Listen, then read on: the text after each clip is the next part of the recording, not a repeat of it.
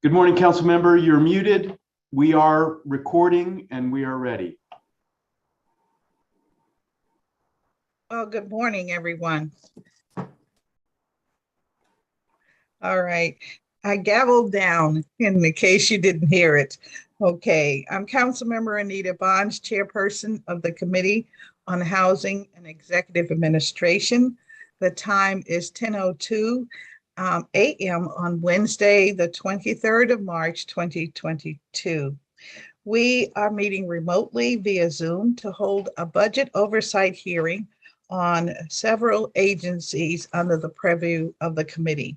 We're going to start with the Real Property Tax Appeals Commission, followed by the Office of the Secretary of the District of Columbia, the Office of the Senior Advisor to the Mayor, and then to the Housing Finance Agency, and then ending with the Office of the Tenant Advocate.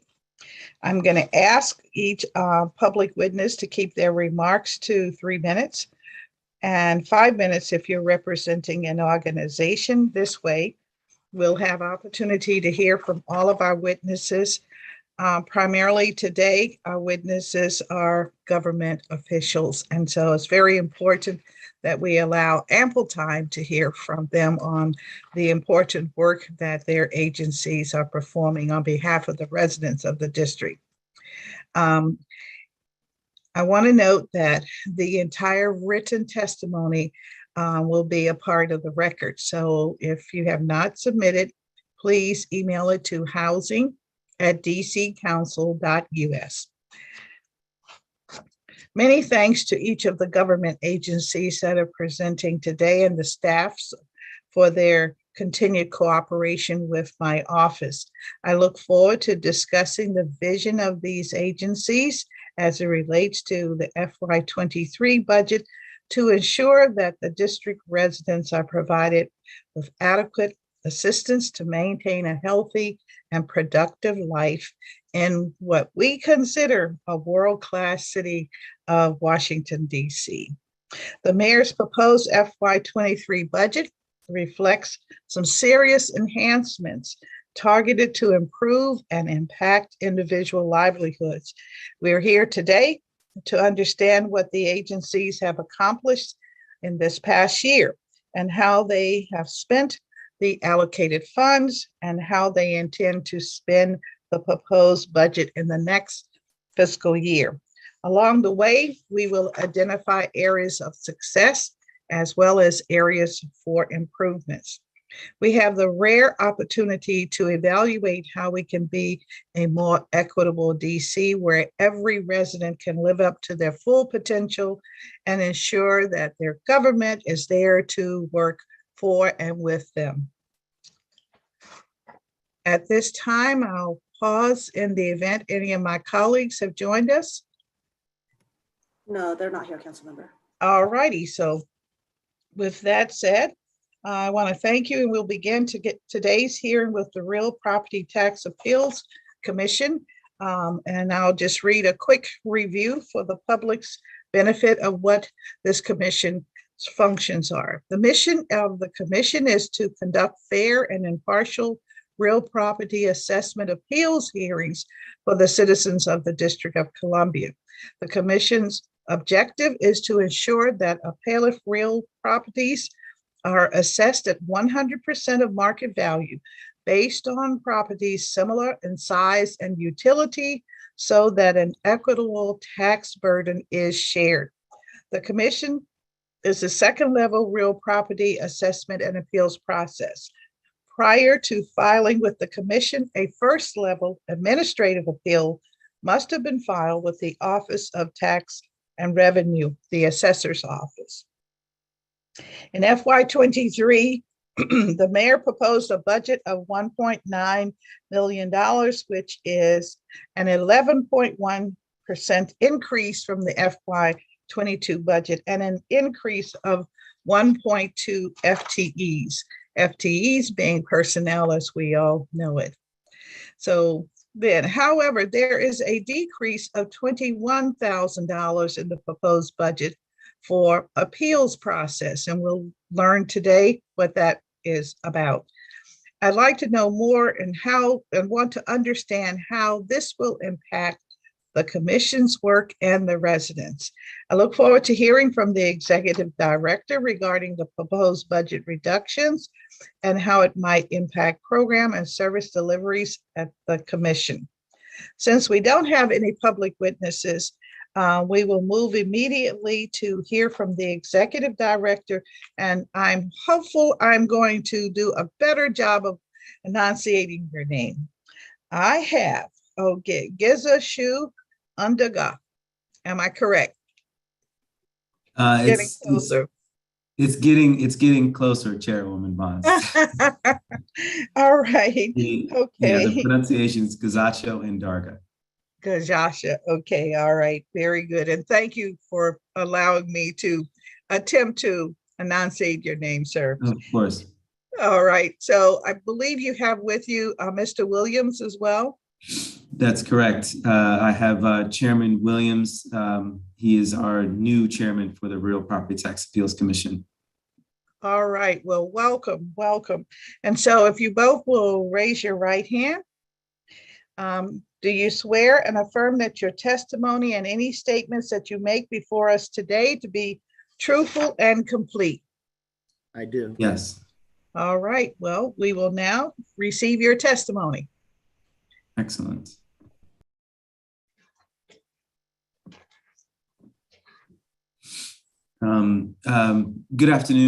Good morning, Chairwoman Bonds, members of the committee and staff. I am Gazacho Ndarga, Executive Director of the Real Property Tax Appeals Commission, otherwise known as Riptac, and I'm here today to present the proposed fiscal year 2023 operating budget for the commission.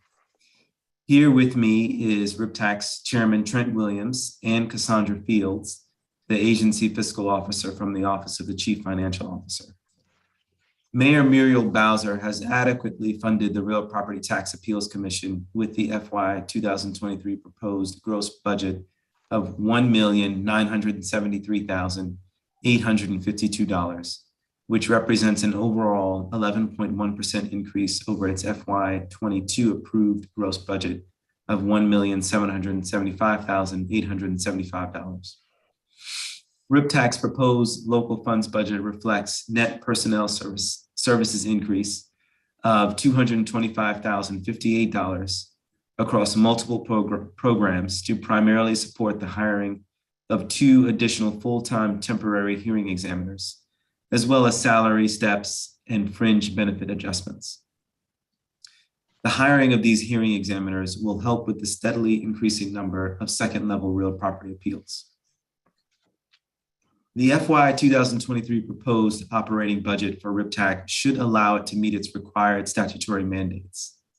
These mandates include the staffing of the commission with a chairman, vice chairman, 4 full-time commissioners, and 4 full-time temporary hearing examiners at an anticipated cost of $1,269,795 for salaries and fringe benefits, which includes the hiring of 2 additional full-time temporary hearing examiners at an anticipated cost of $153,382. As you are aware, the commission is fully staffed with a new chairperson, full-time commissioner, and its first 2 hearing examiners, all necessary and welcomed additions during another appeal season with an unprecedented number of appeals. Historically, Riptac receives around 50% of appeals from the Office of Tax and Revenue. The application for first level appeals will close on April 1st of this year, but based on the previous tax appeal season, Riptac can anticipate hearing 7,500 cases beginning in August this coming. We hope the committee will approve the budget request for 2 more hearing examiners so that the Riptac can meet this growing demand. I appreciate this opportunity to testify before the committee, and I would be happy to answer any questions you may have at this time. Thank you very much for your testimony.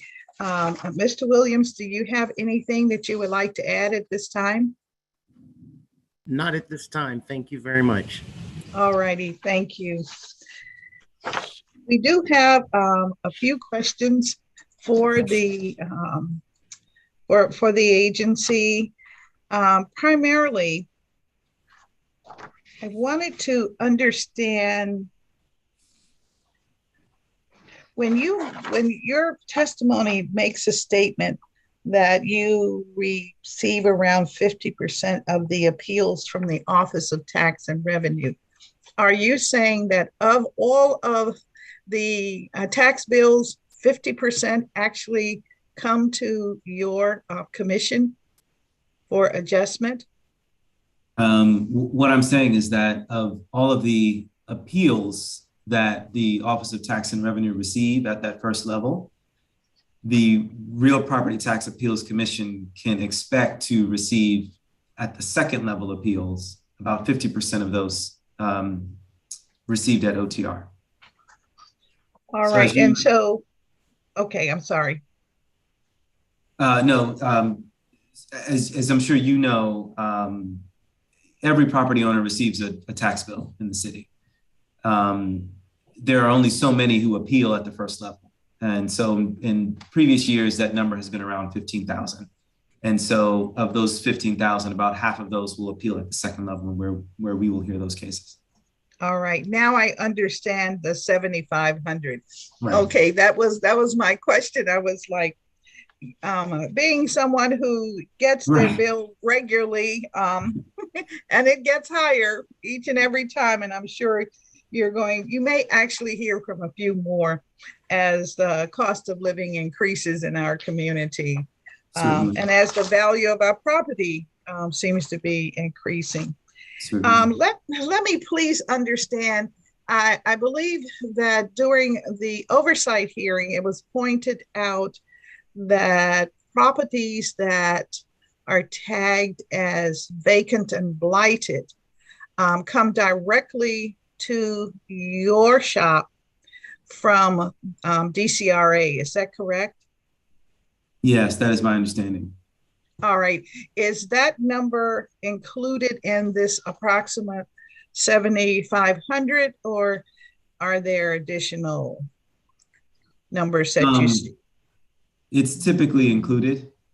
Though that number is a very small subset of the, let's say, 7,500 that we receive on an annual basis. And those, we refer to those as classification cases. Those classification cases or homestead deduction cases, we receive those throughout the year. There is not necessarily a specific season where we receive those types of cases. All right.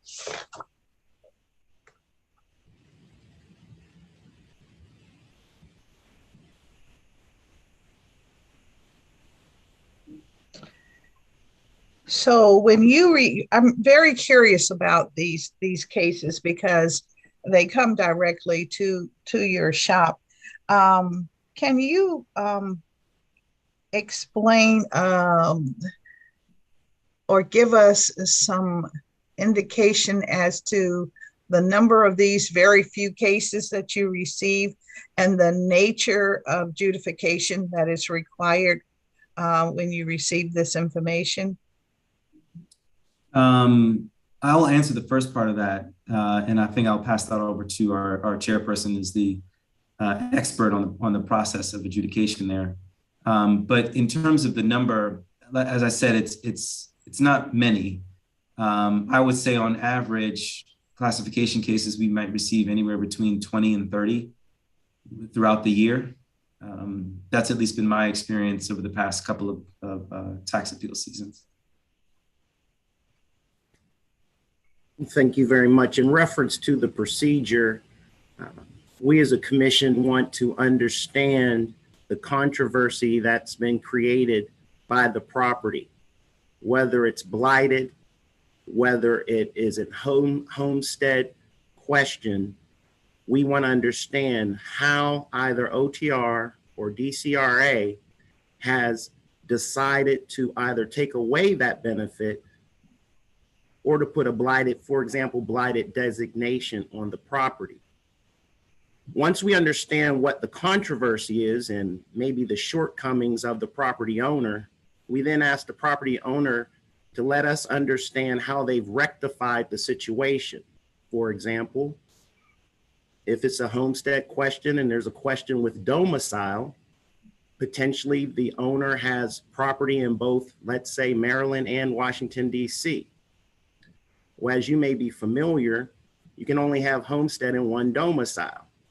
And so it's very important for us as the commission to understand where the true ties of that property owner are. And so we may ask for additional information such as driver license, registration of vehicles, where do you vote?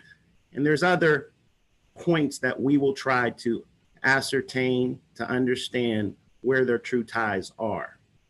Once we have that information, we usually feel that we can give a fair outcome or a fair decision. And most importantly, we try to make sure all parties understand the information we have. Do we have all the information that is necessary to make our decision? And usually both parties will understand that what the evidence presents. I hope that's helpful. Yes, it is very, very helpful. As you were speaking, I was wondering whether or not we have individuals who are receiving homestead exemption and perhaps are somewhere else, but somehow are not in a situation where the property is blighted or seemingly vacant. And I mean, I'm sure that that situation exists. Likewise, a few years ago, and by the way, I've lived in DC much of my life, certainly my entire adult life, I received a note indicating that I didn't qualify for homestead. And I had to go through some hoops getting information in.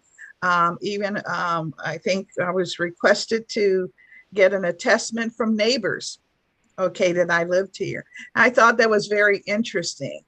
And so it made me wonder, is this a process where a citizen might complain about another citizen and therefore an investigation is pursued? From time to time, you may have that. Now, of course, the complaint usually doesn't come directly to our commission. I will say that whether it's the DCRA or the Office of Tax and Revenue, they do a very good job of trying to investigate and follow up and, for lack of a better term, cross their T's and dot their I's to make sure that everyone is being treated fairly. And that's really what we're coming down to. We want to be fair to all residents, all property owners. And so if they can prove that they have met all of the requirements for that homestead opportunity, or if they can prove that they have corrected all of the issues with a blighted situation, then of course they should be treated fairly. At the same time, if they have not met the requirements, or if they have not done their due diligence, then it would be unfair for us to grant them some sort of benefit that they have not fully reached the obligations to meet.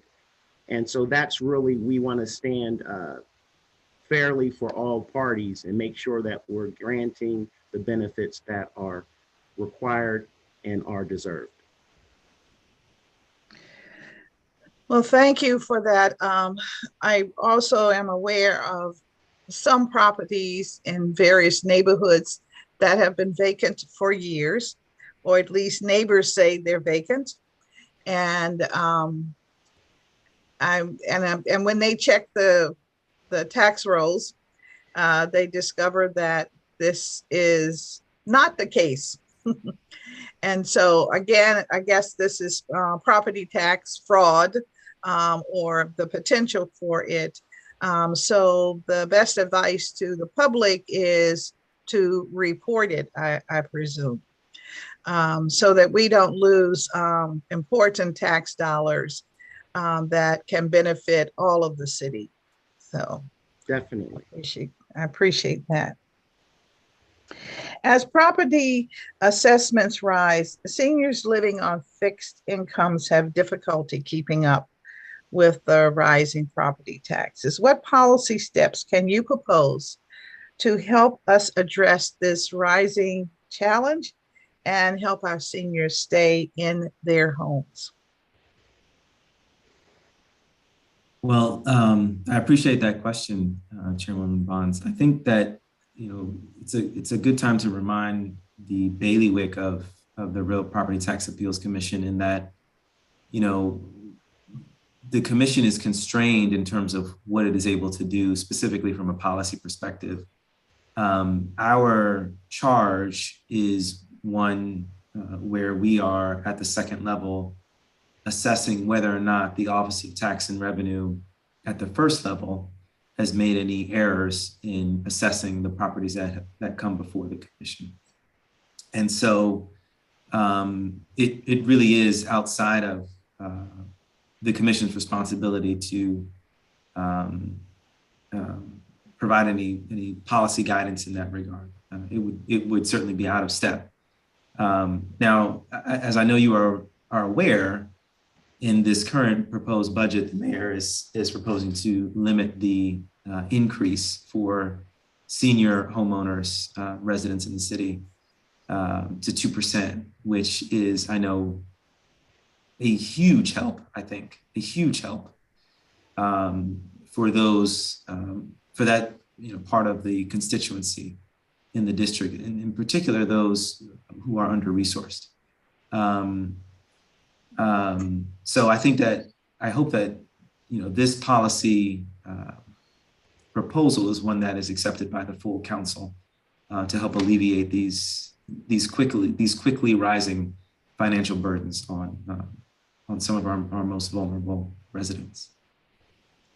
So does your office in working with Tax and Revenue have information that could provide the senior community with an understanding of what the savings might be? I think in general, we tend to have a kind of an arm's length relationship with the Office of Tax and Revenue for the purposes of not wanting to show that there's any collusion, that may be too strong of a word, with that entity, with the Office of Tax and Revenue. But I do believe that similarly in the sense that I'm speaking to you now in this public forum, if and when the commission does speak to the public, this would be one of the policy instruments that we would make sure eligible residents are aware of. And I expect that OTR, I don't want to speak on their behalf, but I expect that OTR is doing the same. All right, well, we won't take that any further. We understand the relationship or lack of relationship between the two important entities, but I just had to put it on the record so that we would have that.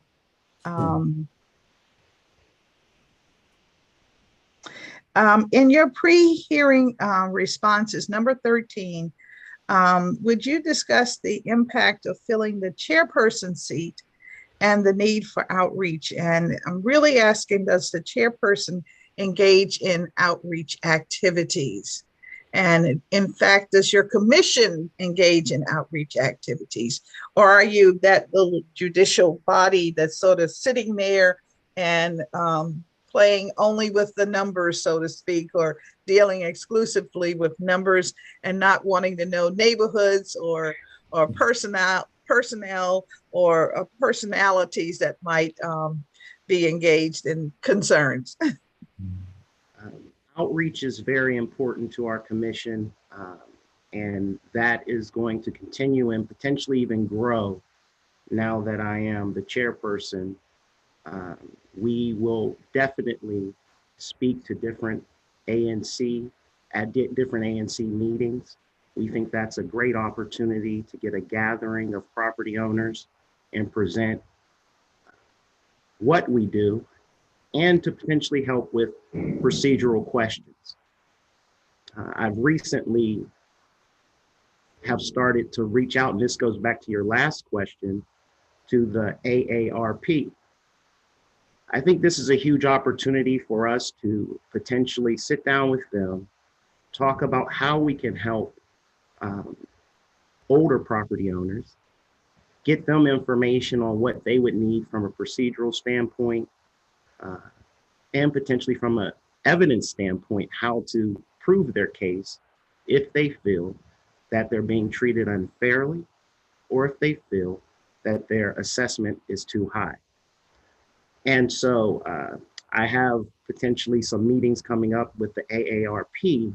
And again, the more that we can gather groups or have a point person or a point entity that can spread the word in a more full manner, that would be very helpful for our commission. And so those are the types of entities and opportunities that we're looking towards in this coming year to spread the word on what we do and how we can help property owners in the district. I appreciate that response, Mr. Williams. One of the concerns that looms large, I think, in the city today, as the cost of living increases, as the value of property increases, and therefore your bill is going to be a little higher, is the situation where, again, we have still a pretty strong number of retirees, elderly individuals who are on fixed incomes. And again, as I mentioned last year, they purchased their home maybe for $12,000. And today it's $800,000 in value. Yes, that's a big bonanza that they could get, but then where do you live? That's what they say to me. So if I'm getting rid of my home, where do I go? And where do I go at a reasonable rate? But more importantly, I'm wondering if those households that are at the low end of ability to pay, let's say incomes actually in and around 15,000, if we should not have an additional disability category that we can tag them with, so that their property bill is even less. So that's, I'm toying with some way to assist those individuals. We are a community, as you well know, that says you should be able to age in place. You should be able to stay in your community. And particularly for households that have given so much, been here 70, 80, 90 years, it just seems fitting that we should put forth, some special effort. And so my question is, if we were able to move the agenda in that direction, do you have a sense that you would see a number of an increase in your appeals wanting to take advantage of it? Let's say it's a law, but let's say people get their bills. They start with the tax and revenue appeal. Let's say tax and revenue does what they can, but then there is this extreme hardship that maybe your shop would be responsible for looking at in greater detail. Do you see that increasing the number of cases that you would have? That's a great question. I think that from a commission standpoint, we always hope that the first level of appeal can bring about a satisfactory conclusion. And we know and we feel that the Office of Tax and Revenue, they do their best. They're tasked with a certain charge, and again, it will only come to us if the parties can't agree, or if the property owner is not satisfied with the outcome. That's when it comes to the second level of appeal. And so in reference to the number of cases, our hope is that the Office of Tax and Revenue and their leadership would be on the same page with your council, and they would make the necessary adjustments and steps so that the first level of appeal would bring about a satisfactory outcome. But we would be prepared for an increase in numbers. We would be prepared to walk in step with any new laws that are presented and finalized, especially if we know that that's going to help property owners and treat everyone fairly.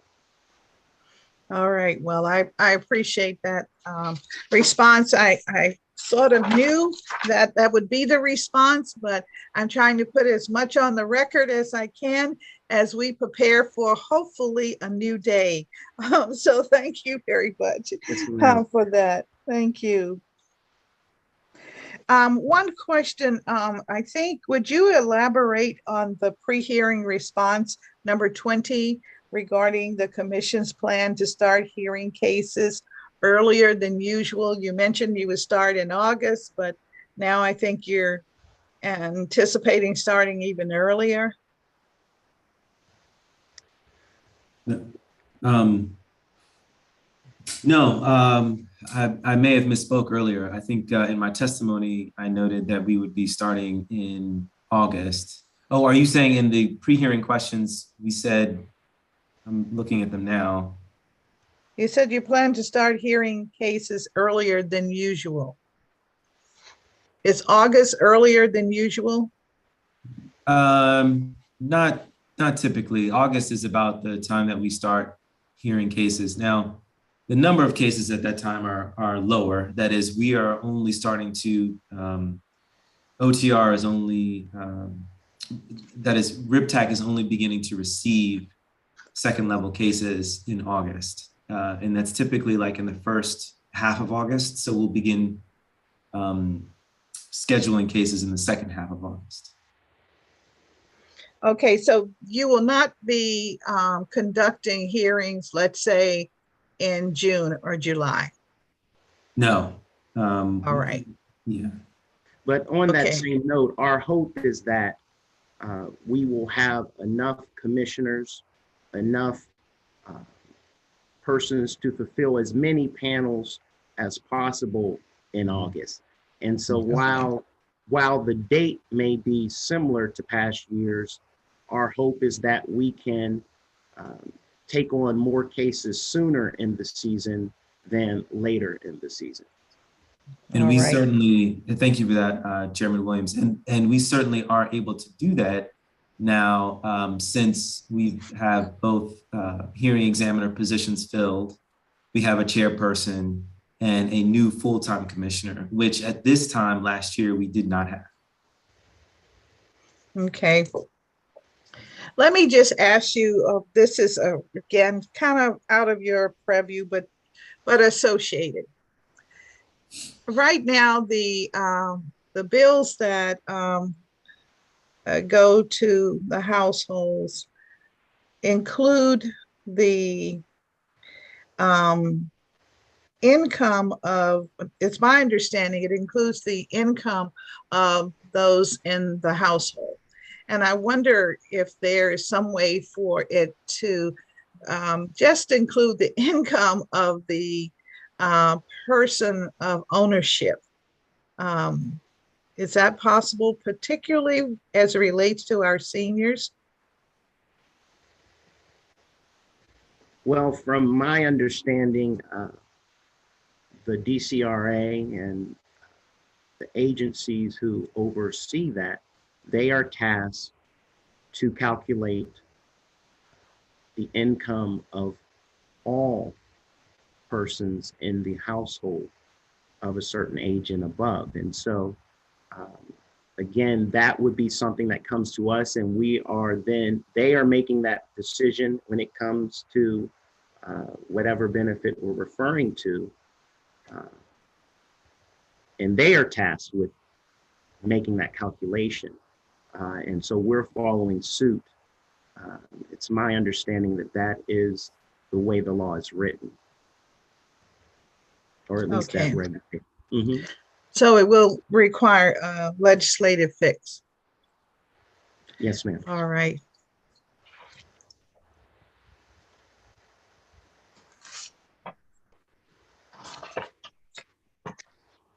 All right. Well, thank you very much for your testimony. And Ms. Fields, good morning to you. Happy to see you as well. So thank you all very much for your testimony. Thank you. Thank you very much. Thank you.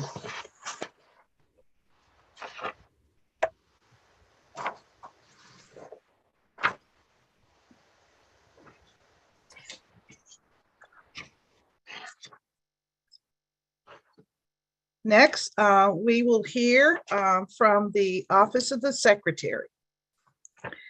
And the Office of the Secretary of the District of Columbia reports to the Senior Advisor. The office is comprised of 6 units: the Ceremonial Services Unit, the Office of Documents and Administrative Issuance, the Office of Notary Commissions and Authentication, the Office of Protocol and International Affairs, the Office of Public Records and Archives. Each office has its own unique tasks and responsibilities, such as fostering a good relationship with the international communities, maintaining public records at the DC Archives, and managing the register. In FY2023, the mayor's proposed a budget of $5.2 million, which is a 15.6% increase from FY22, and an increase of 2 FTEs, bringing a total complement to 29 employees.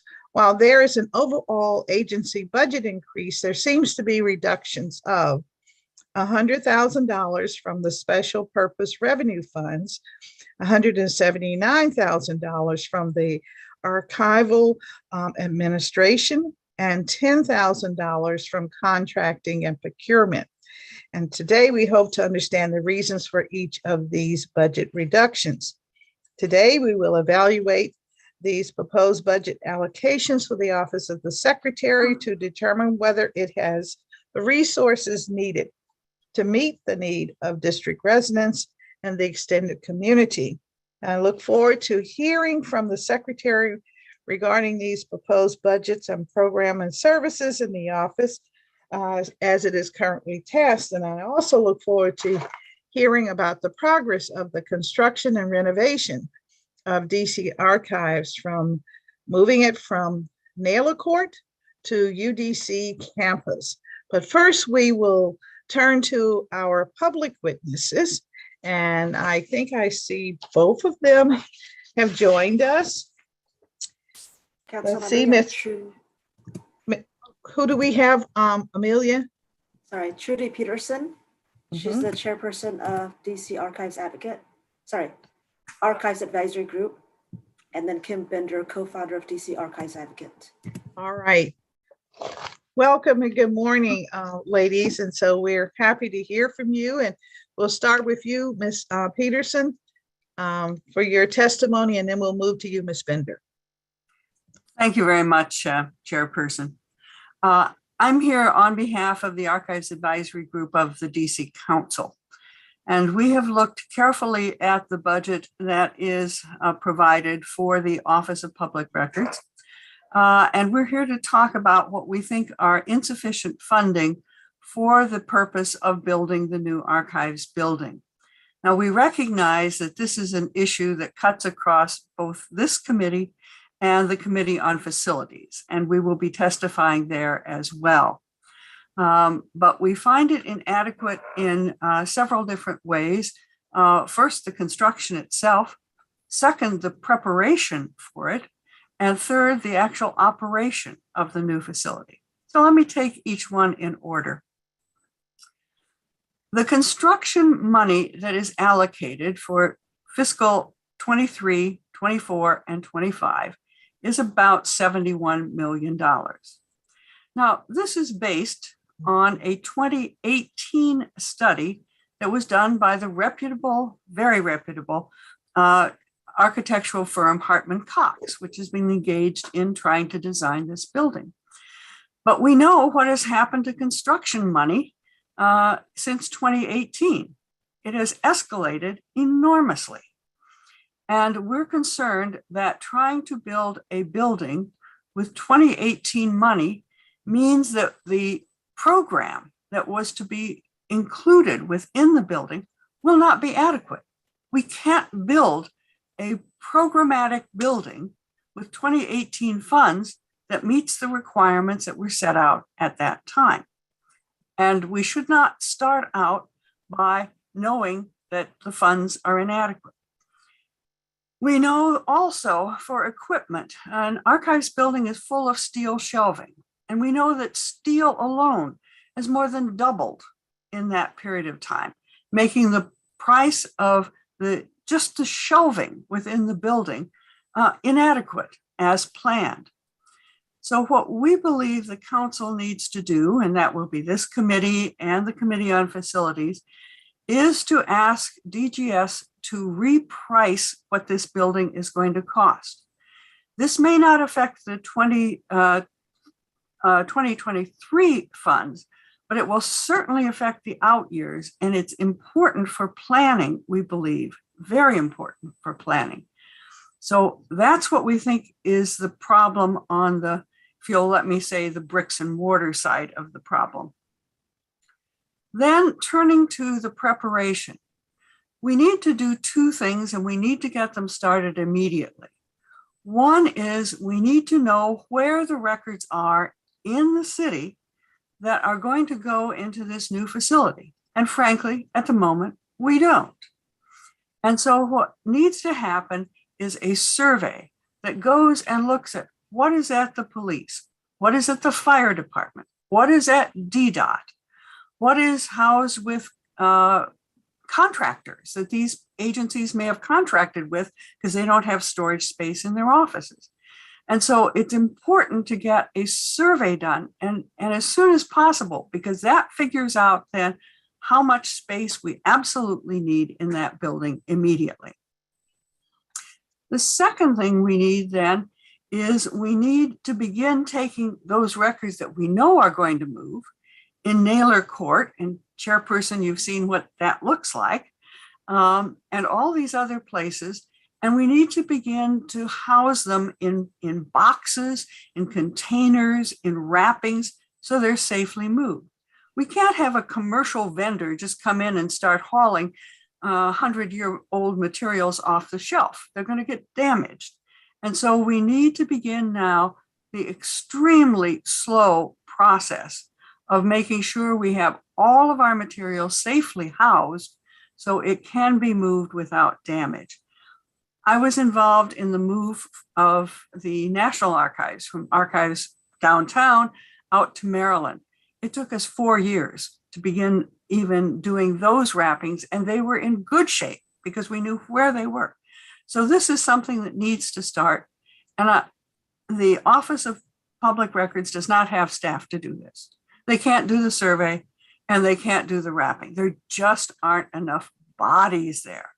And so we believe that the Office of Public Records should do two things. One, they should now be asked to give the council an estimate of what it will cost to hire contractors to do the survey, because that needs to get underway right away. And we don't know what a firm would charge. It may charge as much as the design costs for the year. We really don't know. And so we really need the Office of Public Records to go out and find some vendors who would be willing to provide contract labor with good supervision, good professional supervision to do that kind of survey work. We also need then to have contract labor to begin doing the preparation. And finally, we just believe that strongly that the operation of the OPR is simply inadequate in terms of personnel. They can barely keep the door open with the 6 people they have. Looks like in the budget, if you read it one way, they get another person. If you read it a different way, they get 2 more people. But we're still at, 7 people or 8. Normal state archives are at 20 or more. Our friends in Maryland have 70 people in their state archives. The City Archives of Seoul, South Korea, which only holds records from 1926 to the present, so not our 200 years. They've got 50 regular employees and between 30 and 50 contractors. This is where we are now. We're at 6. Even if we only get to 12, we're better. And if in a couple of years, by the time the building opens, we can get to 20, well, that will be hugely helpful. But at the moment, they can barely keep the doors open and answering the questions that come to them. So we think this is really an important factor that has to be looked at. So in conclusion, we think that our advice to you would be that as the council, ask DGS to reprice this building to the designated program, ask the Office of the Secretary to go out and get estimates for what the contracts would need to be to begin to do the survey and the preparation work. And then we would ask that the funds for staffing in the office be increased. Thank you very much, Council Chairperson. I appreciate the opportunity. Thank you very much for your testimony. And now we'll hear from Ms. Bender. Good morning to you. Good morning. Thank you, Chairperson Bonds, for this opportunity to testify once again about the Office of Public Records and DC Archives on behalf of the DC Archives advocates. Sorry, there's a helicopter going overhead, so I'll let it go by. I know you're aware of the many issues surrounding the project to construct a new purpose-built state archives facility at UDC, and you've heard me speak many times on the subject, and you know many of our positions. So today I'm just going to focus on the issues that we feel are the most important. First, the capital budget should include additional funding to account for the inflation that has occurred since the project was originally priced in 2015, and those funds must be committed this year before design begins. The mayor's proposed capital budget for the new state archives building is currently at $71 million through FY25. Last week, the mayor's budget director testified in front of the committee on the whole that if the project as designed comes in at a higher price, they will adjust the construction funding next year. But this is a recipe for disaster. During this oversight hearing for DGS, Director Keith Anderson stated that his agency would be planning for an archives building that could be constructed using the current budget numbers. $71 million builds less than half the building today that it would have in 2015, when the budget was first set to match the scope done by Hartman Cox and EYP, their programming study. A larger capital budget needs to be committed during this year's budget process before the design begins to ensure that the city receives a correctly sized archives facility. And the council must explicitly ensure that design proceeds from the 2015 programming study instead of being minimized in order to match the $71 million budget. Number two, the operating budget for the Office of the Secretary should be increased, as Trudy mentioned, at least the minimum of 12 new FTEs. This is the minimum staffing level needed to undertake the backlog of archives work, prepare for a move into the new state archives, to be able to operate a facility. And if it's not possible for this fiscal year, it should be planned as a stepped increase. But it's really, as Trudy said, already should have been done already. We're getting too deep into this process without anything having started to even plan this move. And number three, council should require the secretary to fill the state archivist position before the design process begins. If she does not, council should convert the Office of Public Records into an independent agency. The client is the most important person in the design of a building because the client is the person that makes the decision for the building, the decisions. Archives are a specialized field, so the client for this project should be an experienced archives specialist holding the position of state archivist. Currently, based on all published reports, DGS's client is the mayor's senior advisor, Beverly Perry, and this is the second oversight and budget season that the district archives administrator role is vacant. If the Office of Secretary cannot fill this role before design begins on the new archives building, when decisions have to start being made, The responsibility should be removed from OPR and should be converted into an independent agency overseen by a board of qualified and invested community leaders. And that is parallel to every other cultural agency in the city. So the District of Columbia Archives is the single most comprehensive record of the lives and culture of those who've called DC home. It will underwrite the next 50 years of cultural production in DC. Not everyone will use it, but if the council ensures that it is properly funded, staffed, and designed, everyone will benefit from it. The next year is critical for this project. We cannot simply wing a 10-figure capital project. We thank you again for your continued support that you've shown for the DC Archives and DC's heritage, and with your help, the next generation will be the best equipped ever to build on DC's rich history. Thank you. Thank you both for your testimony. I appreciate getting it. You're correct. The archives is very important to all of us.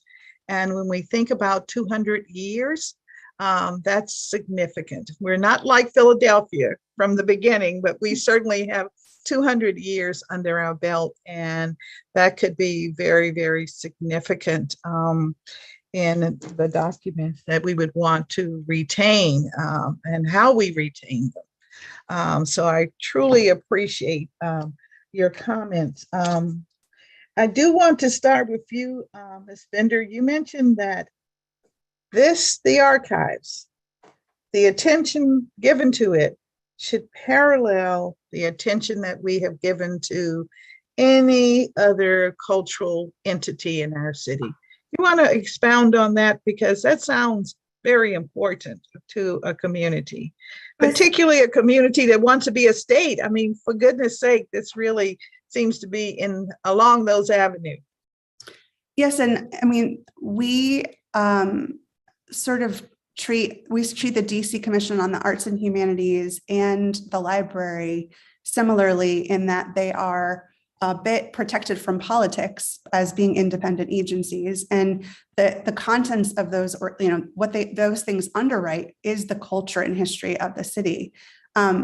Trudy, I always talk about the archives like a library, and Trudy, as a professional archivist, takes a little issue with that, but I think it's easy for the public to understand the stuff that's within the archives in sort of a library fashion, because it is papers that people need in order to learn, in order to write history, in order to understand the stories of people that came before them. Historians operate in archives. That is how our history books are written. And so if we can't even access those things within our own city, we're missing out on so many opportunities to investigate our past, to write policy, to do things that would help us become a state and would help us be a state. So yeah, that to me it's just important as our public library system. All right, well, I appreciate that. And Ms. Peterson, I don't want to leave you out for your closing remarks. So I will ask you to, when you talk about the preparation of the files at Naylor Court, and you're speaking, you're saying it took 4 years to move National Archives from one location to the other. So can you help us understand what kind of preparation you foresee is needed for the DC records? Sure. Anything that's not in a box needs to be in a box. If it is a big rolled item, it needs to be wrapped. If it is a decision needs to be made as to how you're going to wrap all the volumes, because you don't want little pieces of the volume falling out as you move it. So anything that's in a volume has to be wrapped or boxed in some way. If you decide you're not going to move card files, and you've seen how many card files there are, then you've got to box your card files. If you've got photographs, you have to make sure that those are not only wrapped, but protected such that nothing pierces them in any kind of way. Dust is an important factor in all of this. And the more you start to do this, the more dust you get. And so you need to get the dusty things done first. You need to wrap all those artifacts, and there are paintings in there, and there are objects in there, and those all have to be wrapped as well. So, you know, you think about doing it in Naylor Court, that's one thing, but then we got to figure out what's out in police and fire and so forth, because those all have to be prepared as well. Sorry about that. That's all right. So are we thinking that this process is about the volume of the documents or the different types of documents? Because as you mentioned, there are many kinds of things that are there at the archives currently. Both. You have to do both. For example, moving maps. If you're going to move them in a map cabinet, then you have one kind of problem. If you're going to take them out of a cabinet and move them in boxes, that's a different kind of problem. If you've got reels of old motion pictures, you know, you've got to stack those and wrap them safely so that nothing jiggles when they move. So you've got different formats. Obviously, the biggest problem in Naylor Court, we know, is going to be paper, and it's going to be oversized drawings. There's a lot of drawings there that I've seen. And so those are going to have to be done. But, you know, we literally don't know what's out in the other agencies. Okay. And All right. can I just add that? Yeah, sure. Sorry, that in the 2015, I think it was, or 2018 study that was done, I'm sure Trudy can correct me, they did a preliminary overview of where records might be from at that point, and it was already at 500,000 cubic square feet of material. So we're talking not, you know, a small project here. This isn't wrapping your Christmas presents. This is wrapping Yes. buildings. Yes, yes. And best I can remember from my visits there, the doorways are kind of constricted. So as you were talking about these oversized drawings, I suppose we are going to have to figure out how to suspend them so that they can move out, because we certainly can't bring them out this way. So I kind of see what your general concerns are. So we'll have an opportunity to, of course, examine this further, particularly the dollars and the square footage costs, as well as how do we get these very important services in place so that we can move forward with the archives. So I want to thank you all again. We're getting closer. We're feeling it. We're feeling it now. We're feeling it. But once we get everything moved to the new place, it's going to take months, maybe a few years to set up the displays. And so we have to think about that too. So sounds like we're talking about 8 years, a good 8 years before we actually can visit a new location and see our productivity. Let's hope it's less. All right. Okay. I'm going to hold you to it. Thank you very, very much for your testimony. And so now we will have the opportunity to hear from our government witness, the District of Columbia Secretary, Kimberly Bassett. And you can begin when you're ready, Madam Secretary. Oh, I need to swear you in when I see you. Yes, I'm trying All to. right. Okay. All right, there we go. All right. Okay. If you would raise your right hand and we'll swear you in. All right. Do you swear and affirm that your testimony and any statements that you make before us today to be truthful and complete? Yes. All right. Hello, hello. Good morning. Happy cherry blossom season. Indeed, it's a beautiful season. Chairperson Bonds, members and staff of the Committee on Housing and Executive Administration. I'm Kimberly Bassett, Secretary of State for the District of Columbia, and I'm pleased to provide testimony on behalf of the Office of the Secretary of the District of Columbia's OS budget as outlined in Mayor Bowser's fiscal year 2023 proposed budget and financial plan, a fair shot. Today, I'm pleased to be joined by Agency Fiscal Officer Paul Blake and members of my team, Alma Candelaria, Deputy Secretary, Victor Reed, Administrator of the Office of Documents and Administrative Issuances, and General Counsel. Also, I would like to introduce the Director of the Notary Commissions and Authentications, Judy Gold, and Weewick Rembrandt, Operations Manager, the Director of Ceremonial Services Unit, Terry Handy, and the Chief of International Affairs and Protocol Officer, Christine Warnke. The Office of the Secretary is the official resource for protocol, legal records, and District of Columbia history, and recognitions of public, governments, and international community. The Office of the Secretary is the official custodian of the corporate seal of the District of Columbia.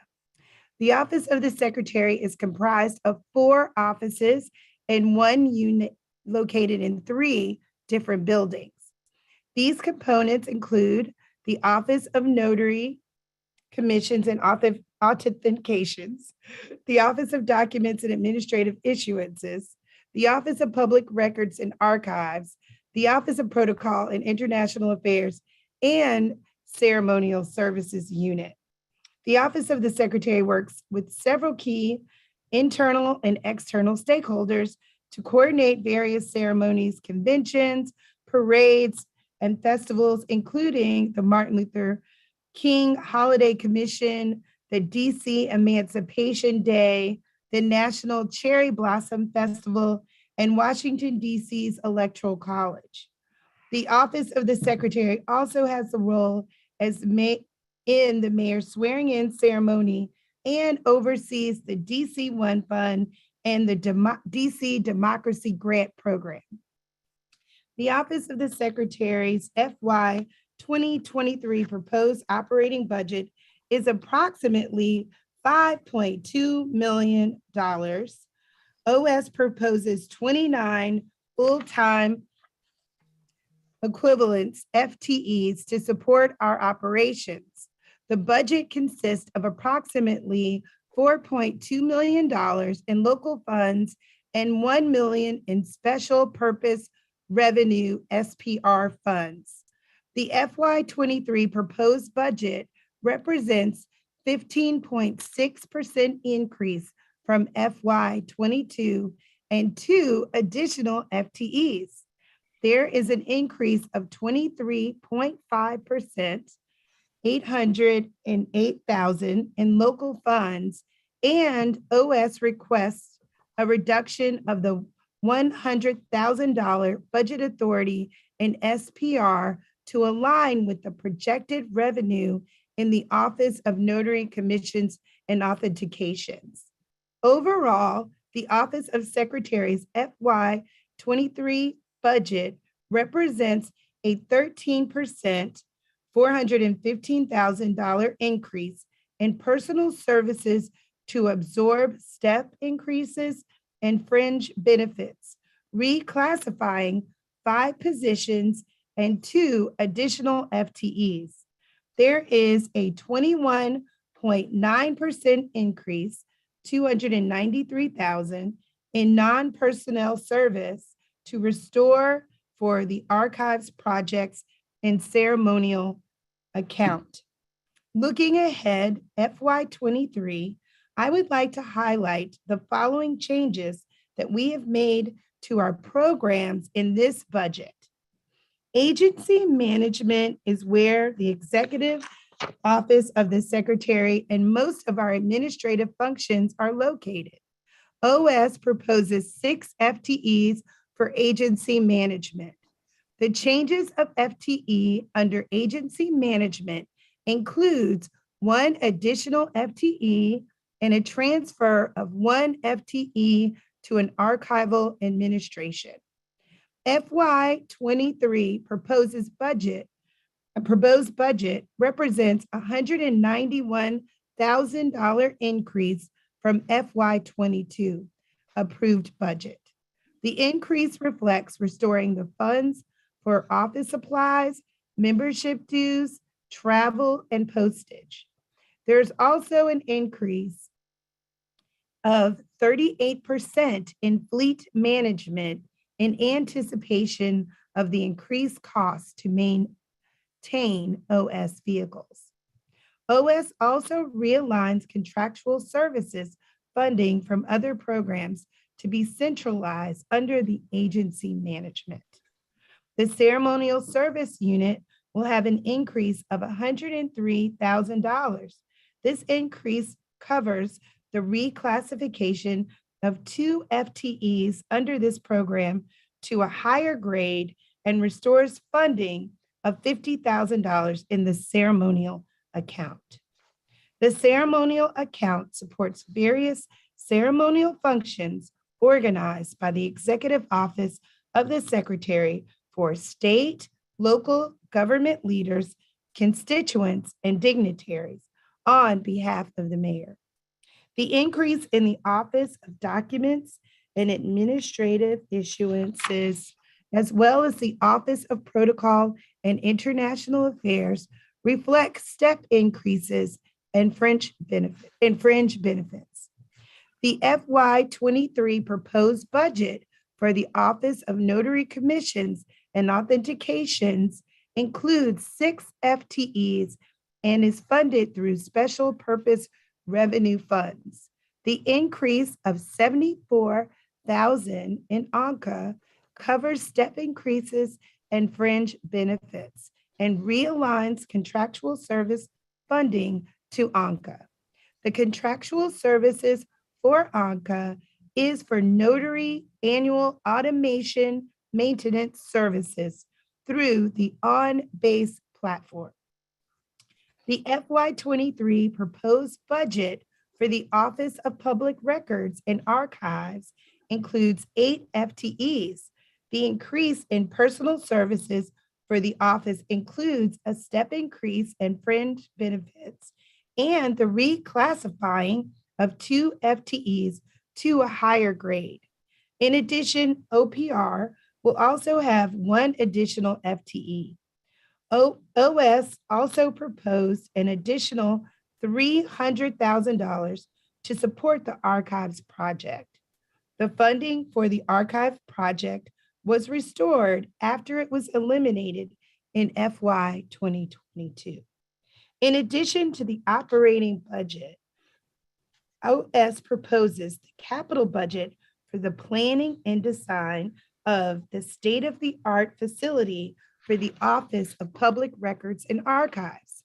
OS requests the budget authority through FY28 of $73 million for the same level as the FY22 budget. The change will be made by moving up funding allocated for FY25 and FY26 to FY24 and FY25, respectively. In addition, OS proposes funding of $2.713 million in FY23. The Office of the Secretary, in collaboration with the Department of General Services, continues to work to house the archives building at building number 41 at the University of the District of Columbia, Van Ness campus. The design phase is anticipated to start this fiscal year and is estimated to be completed in 18 months. It is followed by the construction phase that is estimated to be completed in 30 months. The Office of the Secretary is also charged with managing and administrating the DC Democracy Grant Program. And each year, the Office of the Secretary administers the $200,000 in grant funds to qualified community-based organizations.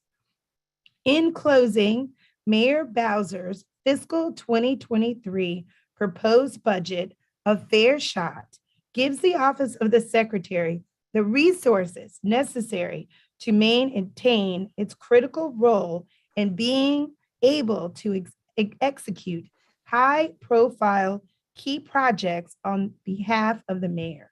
So thank you, Chairperson Bonds, members of the Committee on Housing and Executive Administration, for the opportunity to testify in support of the mayor's FY 2023 budget.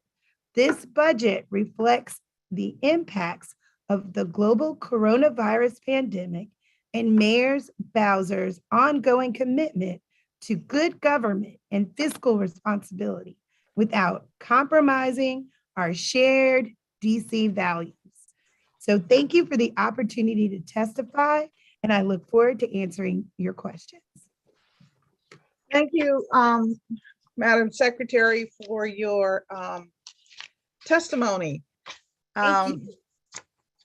I wanted to start with let's start with the major concern that you've heard from your public witnesses today, and that is the strong feeling that the archives is, as currently proposed, may be inadequately funded.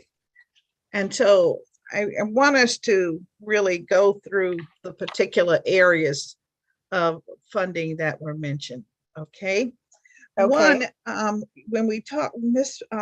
Peterson spoke rather strongly about then what she believes is the $71 million that is currently in the budget for the actual construction.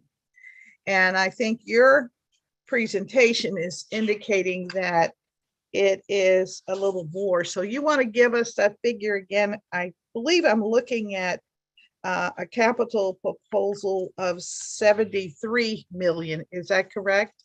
Yes. Okay. And this is the same level that was in the budget in the, I'll say the FY22 budget, which somehow got discontinued, and now it's back in this budget, correct? The 23 budget. Okay. And I see that 2.7 million that is proposed in the FY23 is dedicated to design. Is that correct? Yes, architecture and design. Yes, and engineering. Yes. All right, and engineering. And so in utilizing that 2.7 million, is it an understanding that the cost of materials will be reevaluated through this process, or is it just the actual structural design aspects? Yes, it will definitely be reevaluated. We are working with Hartman Cox. Right now we have $1 million in the budget, so we're going to be moving forward with them. And we also will be engaging our archive advocates as well as they did in 2019.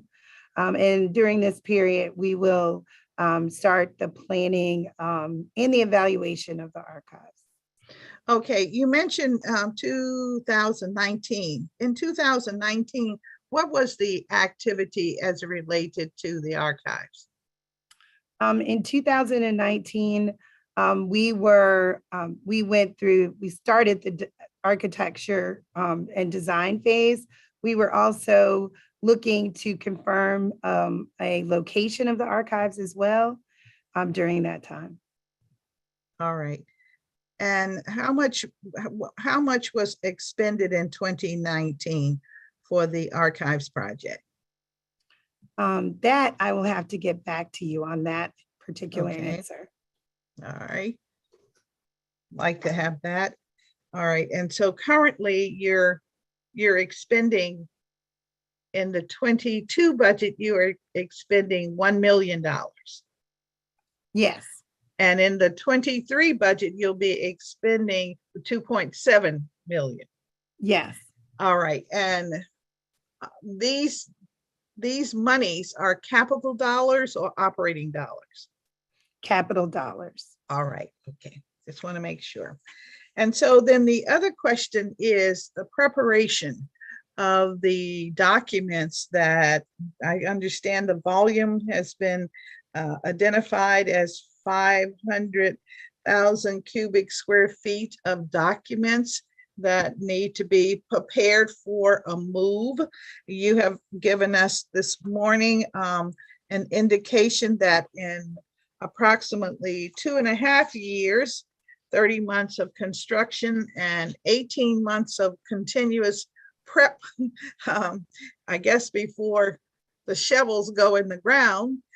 So we're talking about, what is that, 4 years? Yes, Okay, so 4 years from hopefully this building 41 becoming this brand new building called the Archives, DC Archives. Yes. So to prepare the volume of documents that currently exists at Naylor Court, what is your timeline for that process? You know, the wrapping, the conditioning of the documents so that they will be in a suitable state for moving. So I have exciting news, council member, breaking news, actually. Okay. So I'm breaking it on at this hearing, but we do have a new archives administrator. We're going to call him a DC State Archivist. His name is Lopez Matthews. He's from Howard University. He ran their digital archives. He's a PhD, so I should have said Dr. Lopez Matthews, and he'll begin on April 4th. He is definitely someone that knows his way around the archives. We're just very excited about him. Also, some of our archive advocates do know who he is and have given me the stamp of approval. But he will be able to come in and really talk about those types of issues with you. Right now, I know that at Naylor Court, we have boxed everything. We continue to do reboxing. We continue to make sure that those things are in good shape. We also have lots of documents at NARA, and we know that those boxes are in good condition. So yes, we do understand how important it is for the move, but we also felt that we wanted to have the right leadership in place to address these issues. All right, you mentioned you have boxes of documents at NARA. What is NARA? Oh, I'm sorry, the National Archives. Okay. I know a lot about archives now, using all these acronyms. All right. You know, the public and me, we're a little rusty on these acronyms. So it's very important that you give us, you know, what these alphabets really mean. So thank you very much for that. So while you're boxing up materials, is the Naylor Court location closed to the public? Because seems to me the public wants to see documents, but you're boxing them up. So how does this work? So Naylor Court is open to the public. It has been open since during the coronavirus. It was shut down for some time, but we started to open it back up in July and on an appointment only basis. Then we had the second wave of the virus. We closed it down again for a month and we opened it back up based on appointments. But now we are fully open to the public on Tuesdays and Thursdays. So you can come in and view documents. What we encourage everyone to do is to contact us before so that we're able to pull the documents in all those boxes. We know where things are. Boxes are numbered. So when someone comes in, if they give us notice, we can already have everything lined up for them, which we do. We get maybe 5 or 6 requests a week. And we make sure that that everyone who comes in has what they need. And most of the researchers are people that come in regularly, so they know the process and they know where things are as well. All right, well, you heard from the public witnesses some concern about the preparation of the documents for the move, making sure that everything is contained intact, et cetera. And of course, the big issue was determining whether or not agencies and maybe even the private sector has necessary documents that should go into the DC archive. So I wonder, what have you done about that, or are you doing anything about it? And are you interested in the proposition that Ms. Peterson mentioned, and that is the hiring of a professional team that might conduct the necessary surveys, or has your office already completed that step? So it is, we do recognize that we have to prepare for the move. We also have record retention schedules that we put in place, and we continue to do that so that agencies know what their important documents are and what documents to dispose of. And we have really been working very hard in my tenure as secretary and the previous secretary to really make sure that we get these record retention schedules done and that these agencies understand what is needed. Right now, we do have 2 people in our office that specialize in that. And we're also very excited that we're, along with our public administrator, our DC state archivist, we are going to hire a records management person for the archives. And we've elevated that position, as I mentioned in my testimony, so that we can get someone who is qualified for this job, this position, someone who really does it. When we put this job out before, we were getting people who were not of the caliber that we needed based on the salary and the stature of the position. So we've elevated that, and we're allowing the new DC archivist to hire that person. So that will probably be happening sooner. And in FY2023, we are getting another additional person to help with that as well. So we are gearing up for this process. Agencies are aware. We check in with them regularly. We have someone who checks with them regularly and who follows up when their documents are supposed to be disposed. And agencies know that they have a place to call when there's an issue with documents. Also, retrieving documents. We spend quite a bit of time retrieving documents from the National Archives Center for agencies as well. The DC courts, they deal with us on a regular basis to get documents from the National Archives Center, as well as a lot of our other agencies. So we're on top of it, council member.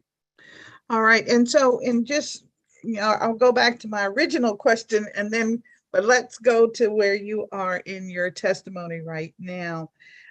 You mentioned the DC courts. I'm assuming you're implying or telling us that the records that they have are also being reserved or saved. Yes. Okay, and they have a list of the type of records that we want to save. Yes. As does every agency in the rest of the government. Well, not every agency. We haven't finished all of our record retention schedule evaluations, but we have done 80, which is pretty amazing in the last 4 years. 80 out of how many entities have you I don't want estimated? to, I can't remember, but I'm pretty sure it's 136 agencies. I don't want to, can I get back to you on the exact Yes, number? please do. That's something I didn't, I don't remember. Right. Okay, no, that's fine. Just very curious, and for the public's benefit, so that they understand that, we're working on this big volume of information that is important for the history of our city. Okay, so have you done an evaluation with the police and fire departments? They're pretty large. Public schools, another large entity. Well, I do know that we are responsible for those, but not the police department. The police Not the department police. not the Why police. not?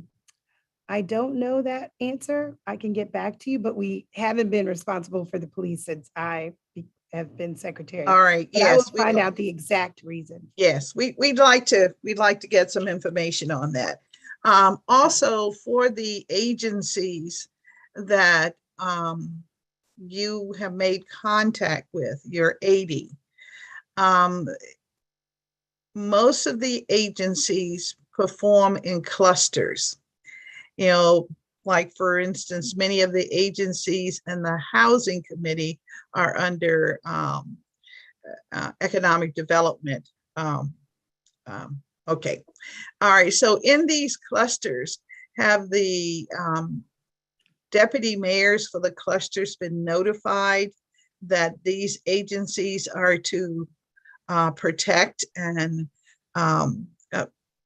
make available these types of documents on an agency by agency basis?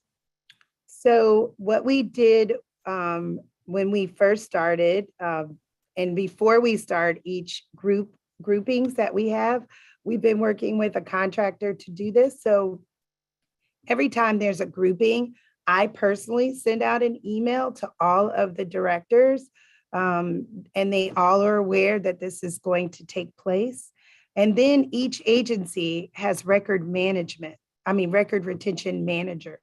And we work closely with those agencies, their record retention managers, to handle this process. But every director is notified prior to them receiving an evaluation. But on a day-to-day basis, we deal with the record managers at each agency. All right, and I'm assuming then the correspondence is pretty generic in that there are certain kinds of documents each agency should retain? Yes, no, well, so during the evaluation, they do have a list that they go over regularly, but each agency has their own nuances. They have their own documents that they need to save. So there is like a survey. They go over with the agency what types of documents they have, and then they go from there to see which documents should be kept or not kept. So it's not something that our evaluators make that decision on. The agencies make that decision on, and our evaluators are there to give them guidance. All right, I hear you loud and clear, but my question is, since most states have a Department of Archives, and we are replicating that kind of model, the National Archives also. My question is, are we following a routine, or are we creating something different and unique? Oh, in other absolutely. words, okay. Oh, no, we follow the national guidelines. Absolutely. All right.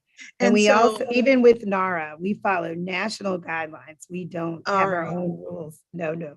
All right. So in following national guidelines, it makes me wonder if each agency should have a list of documents that they would, make sure that we retain, as opposed to having the ability to decide what is retained. Well, that's where our contractors come in. They advise them on documents that the process and like the rules, they make sure that they're in compliance during those discussions. All right. Perhaps we need some legislation Amelia, would you make a note of that? We also do have some legislation as well through DC government, and we'll get that to you too. As All well. right, okay. So that will help the public understand exactly what the agencies are required to retain and hold on to in the way of documentation, correct? Well, what it is very broad. It's very Okay. broad. But the record retention schedules, we do have those, but it is very broad what's asked of these agencies, but we stay on track with our regulations. All right, and so the 80 agencies that you are already working with and building dialogue with, they know where any outside documentation is. Have they been required to identify that? Something that may not be within their offices, maybe stored away. I can recall back in the day, that was a big way in which we managed all this paper. And so, you had trucks coming, picking up boxes, and then taking them away to some place for storage. Yes, that is something that we've been concerned about as well. And what's really been great doing these record retention schedules is that this is an opportunity when we sit down with our with these agencies to kind of have those discussions about where their documents are. And we have been doing that as we go along, and we've been identifying where their documents are. And it's also given the agencies heads up that they need to make sure that they're aware of what these documents are. And I don't know the exact agencies, but I can tell you that it has motivated agencies to make sure that they are paying attention to that, knowing. And we constantly say, we're getting ready to move and we need to know where everything is. We need to know what everything is that you have to move. And I know we have been disposing of documents based on that. Disposing of documents. What does that mean? When you say disposing, to me, disposing is destroying, tearing up paper, so eliminating emails. So it is a very, we take that very seriously, like very seriously. But a lot of agencies keep paper that they don't need. They keep documents that they don't need. And so we have to evaluate those documents, and then there are documents, I think the rules that we're talking about, those documents also say, how long certain documents should be held. And I don't want to get into detail about that because I am not the expert on that, but I can tell you that these things are taken very seriously. Destroying of records is very serious. All right, well, thank you. I think we've exhausted that subject matter. Just very quickly, I guess the third area is the personnel that was identified by the public witnesses, feeling strongly that the current, I think maybe 6 is totally inadequate. What are your plans to increase the number? I know you've already increased with a state archivist, and you're going to hire a records management director. Are there any additional hires that you see over the next year or so? Well, we are waiting for our new director to come and to really assess what is needed as far as personnel. But right now we have FY2023 where we're going to be having another employee to move into the archives. So that's 3 new additional employees in our state archives. So I think after the new director comes and he's able to do an evaluation, we'll start to look into the positions that we need. And he'll be developing a plan for next steps. All right, so you're saying you currently have 6, is that correct?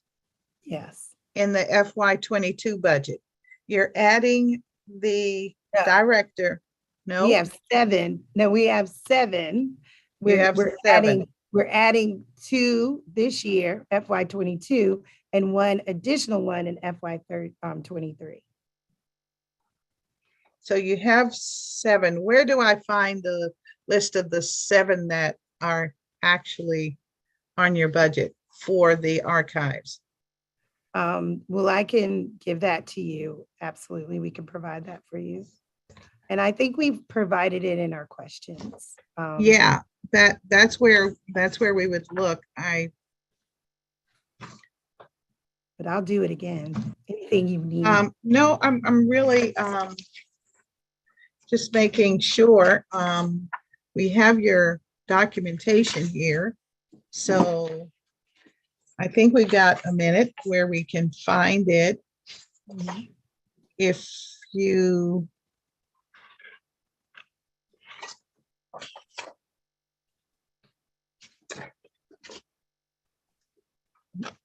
okay, what I have is 1 FTE for records management of the Office of Public Records. That's not, okay, that is the position you're speaking of. Okay, and then, so I just see that. Where, so you're using FY22 monies for the archives, the state archives.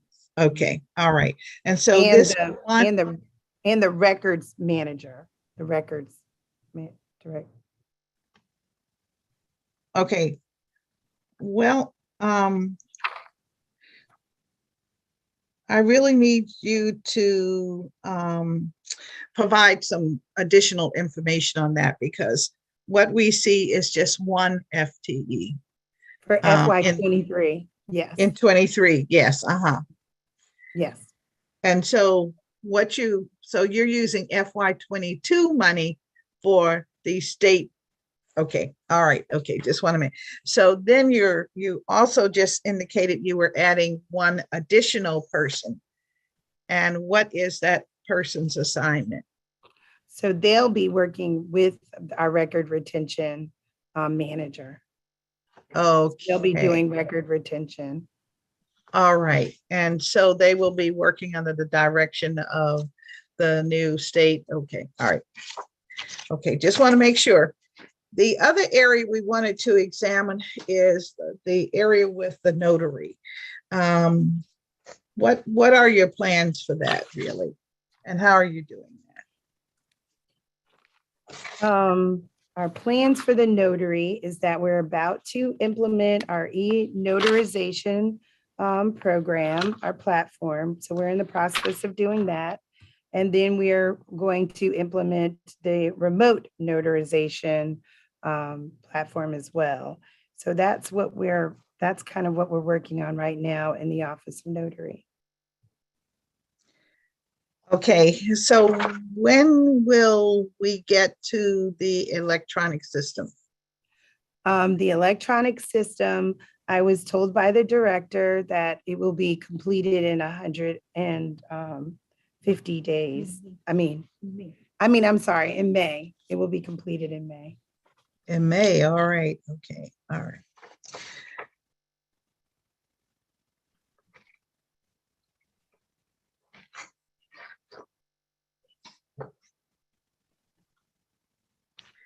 The Martin Luther King Jr. Holiday Commission has been somewhat dormant for a few years. Do you have any plans to revitalize that, or has it served its usefulness?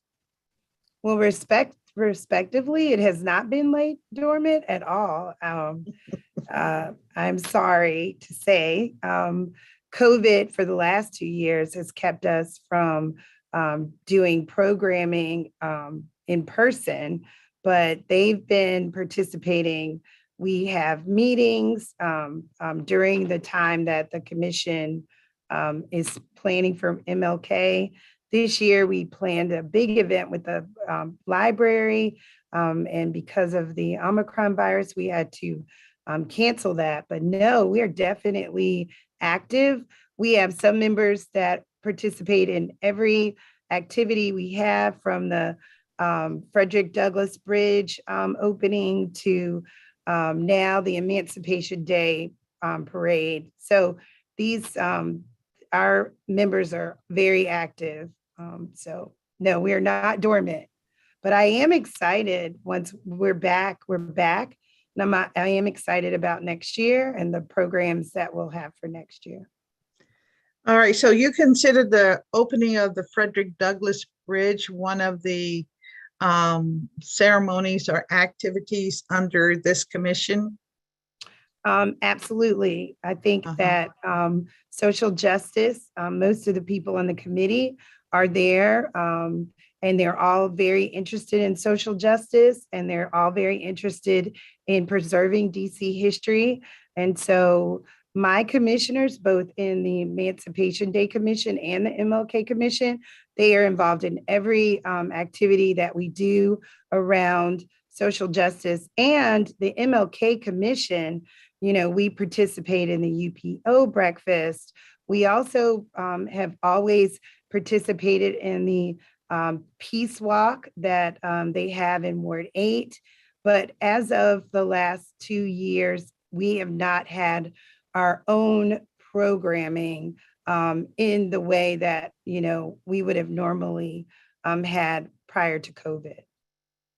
All right, would you please submit to the committee a list of the members and, you know, a list of activities that they participated in thus far in FY22? I think it would help us to understand the outstanding value of this commission and how it can move forward. Although the emancipation, you mentioned that, so I get to ask you for the same for the emancipation list, although it is not in this committee, it is in another committee, or another committee has oversight. One committee that, or commission that is likely to be new and hopefully in a few months is the Juneteenth, I guess I'm pronouncing it right, Juneteenth Commission. That's how they pronounce it in Texas, Juneteenth. Yes. Okay, commission. And I wondered what capacity do you anticipate needing for something like that? Or does it fold into the capacity you have for the Dr. King Holiday Commission and the Emancipation Commission? I have not had discussions yet about Juneteenth and the Juneteenth Commission. But when I do, I will make sure to get back to you about that. All righty, thank you. Have there been any budgetary changes dedicated to serving the international community? No, there has not.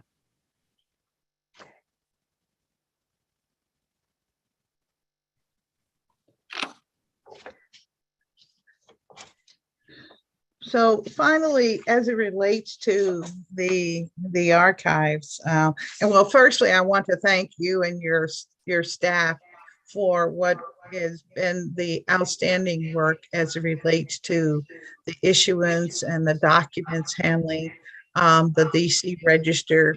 It has become the Bible for many people. I remember when I was a commissioner, ANC commissioner, how very valuable that document was. And so I just want to thank you for the regularity of having those kinds of documents available, the mayor's issuance as well. So thank you very much for that. Thank you so much. I know my team is really excited about that. Thank you for acknowledging that. Yes, they haven't missed it since COVID. They never missed a day. Yes, so no, they have not. They have not. And to our chagrin at the council, because sometimes we've like, oh my goodness, we've got to have our documents ready by this date otherwise cut off. So there has been some order. So thank you for helping us keep order in our government over the past very trying years. Thank you so much. I think we've exhausted all of our questions for today. Looks like there's an accounting of all of your dollars going into FY23 and how you might spend them. So I thank you and your team. I thank you very much. Thank you so much for your leadership, Councilwoman. Thank you. All right. Bye-bye. Thank you. Bye. Goodbye. And now we will turn our attention to the Secretary's supervisor, who is the senior advisor. So we'll now talk to the senior advisor office. The senior advisor counsels the mayor on legislative and regulatory initiatives throughout oversight of the Office of Policy and Legislative Affairs, OPLA, and the Office of Federal and Regional Affairs, and of course, the Office of the Secretary. And also oversees the Office of Talent. So those are important offices within the executive office of the mayor. And so the office manages the district government's conduit to other state governments and the federal government through the OFRA, or the Office of Federal and Regional Affairs.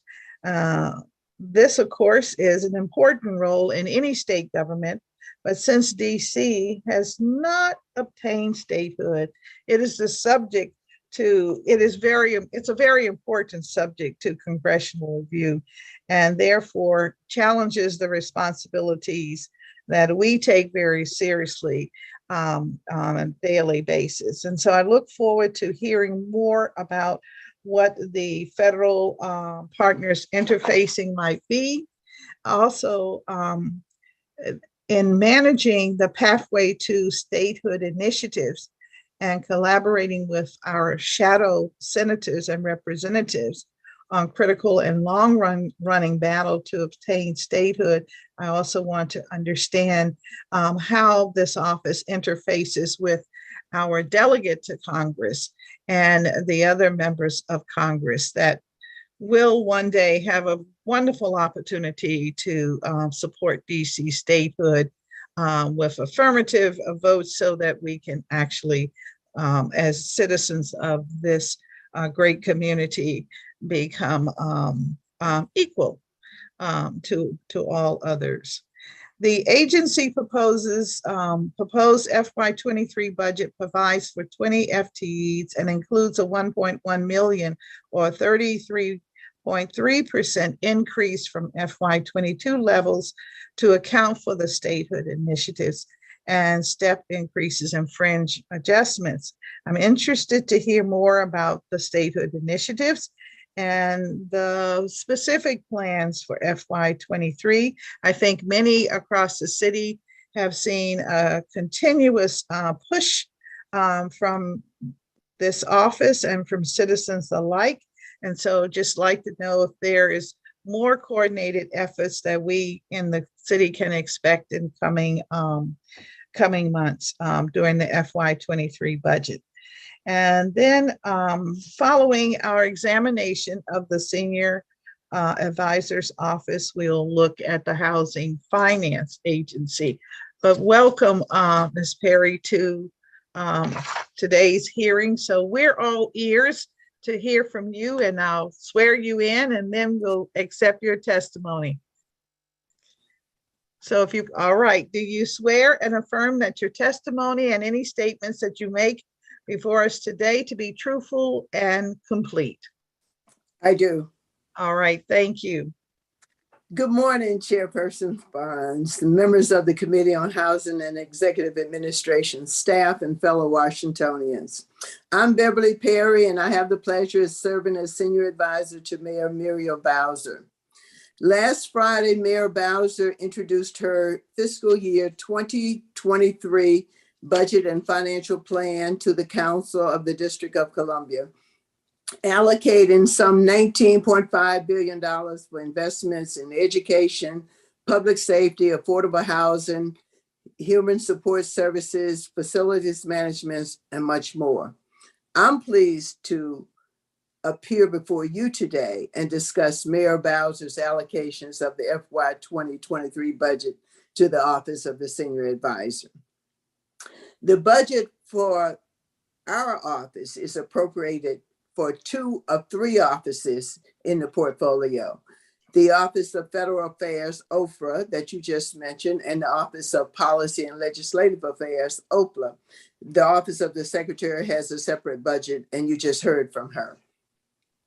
For FY23, Mayor Bowser allocated the Office of the Senior Advisor a gross budget of $4,546,309, which reflects an increase of $1,136,990 above the approved budget from FY22.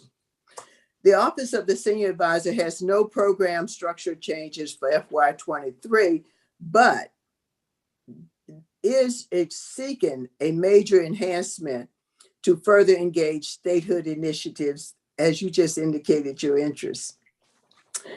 OSA's proposed budget includes an increase of $138,991 across multiple programs to support projected salaries and step increases and fringe benefits.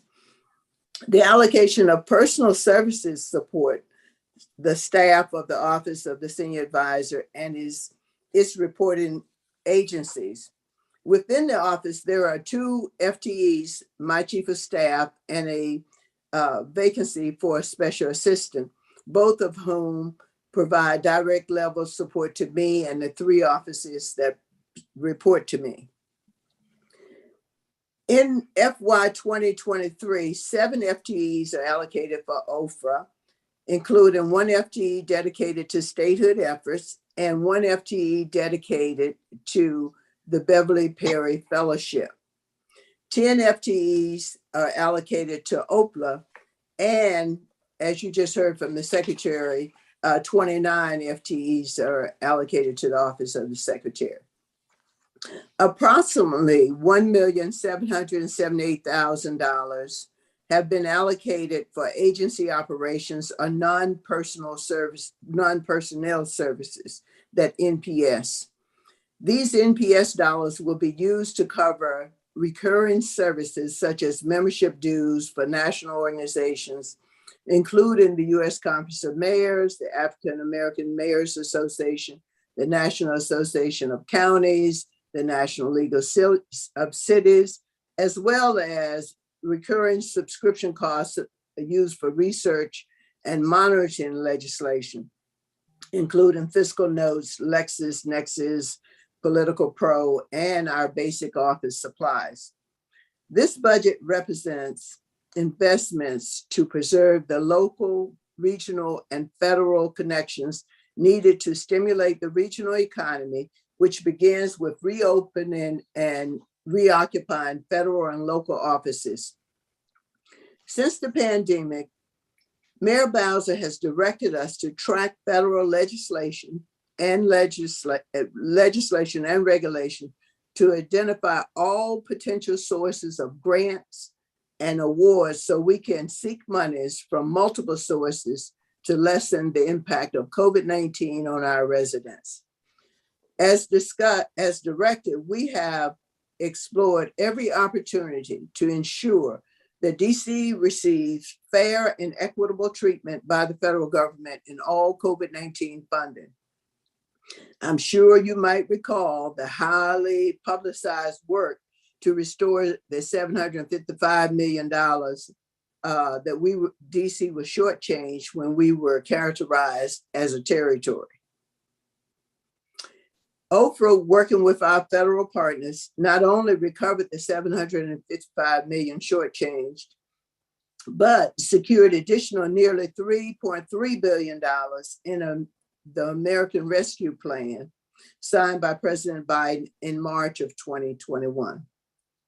And while we're still waiting on the federal government to provide details on all of the funds from the Infrastructure Investment and Jobs Act, which was signed in November 2021, we expect the district to get nearly $3 billion in formula funding, with the potential to apply for a numerous of competitive grants from a pool of $180 billion across fiscals 22 through fiscal 26. OFRA works closely with the White House and the Office of Management and Budget to prepare the district's federal requests and associated congressional justification, which provides over $100 million annually for critical investments in DC students and teachers, as well as funds the Emergency Planning and Security Fund, DC Water's Clean River Project, and HIV/AIDS prevention. That's the old federal payment that people used to talk about, which are now basically reimbursement items to the city. The details of these investments will be released on Monday when President Biden submits his budget, his FY23 budget to the Congress. Chairperson Bonds, as I noted earlier, OSA's budget allocation includes a significant increase for the Statehood Educational Campaign Initiative. Over the past 7 years since Mayor Bowser created the Statehood Office, the city has seen historic progress and momentum for the statehood movement. There have been 2 positive floor hearings in the House of Representatives on HR 51, the Washington, D.C. Admissions Act. On June 22nd, 2021, the Senate convened a historic hearing featuring testimony from Mayor Bowser and the National Urban League President Mark Morrell. Now, our goal is to engage in intensive education before year's end, with the hope that the Senate will take up voting rights during this term. DC statehood is inextricably connected to voting rights. So you take up one, you got to take up both. This budget positions our statehood team with the resources to meet the challenge of educating more Americans about the district disenfranchisement, and we plan to augment our awareness campaign with strategic activities in other states. Like many other organizations, our in-person outreach was curtailed during the pandemic, and we were forced to shift our education strategy into a structured social media campaign, relying on Facebook, Instagram, and Twitter. Now, however, we can meet people where they are. Mayor Bowser says, we all must continue our relentless pursuit of a fair shot for every Washingtonian. And we know that we must continually find ways to overcome barriers, including full democracy, so that our residents can create new pathways to the middle class. In conclusion, Mayor Bowser continues to charge every agency with being good stewards of the people's tax dollars and to identify efficiencies wherever possible. The Office of the Senior Advisor is taking this charge as instructed. We believe Mayor Bowser's FY23, a fair shot budget, empowers the office to advance DC values while ensuring a strong recovery and growth. This concludes my official statement, and I will look forward to the council's support and approval of the FY 2023 budget and financial plan. I am available to answer your questions. Thank you very much, Ms. Perry. And your testimony, I must say, It goes beyond our statehood initiative, which we knew it did, but we just wanted to make sure that the public is still pushing very hard for statehood, and all of the tools that we can muster in our community. Many of them through the work that you do are very important. And I just wanted to put that out there front and center. So frequently when we start talking about money, we start saying, okay, well, let's talk about the dollars and cents and how they're going to benefit my pet project. But overall, we all know in the city that our goal is statehood, and being good custodians of the tax dollars is one way to prove that as well. And so that's what your testimony is speaking to this morning, and I appreciate it very, very much. You mentioned that the mayor continues to charge each agency with being good stewards of the people's tax dollars and to identify efficiencies wherever possible. That's a loaded statement for a budget hearing, but we're gonna take it on. As you know, we would take it on. So, Bring it. For the benefit of the public, what are some of the things that the administration is really focused on when we talk about identifying efficiencies wherever possible? It sounds like while we may have a robust budget, we know we may have some duplications and some other avenues where maybe we just aren't spending the way we had planned the expenditures to be. Well, let me just say, can we go back and talk about the discussion that you had with Secretary Bassett?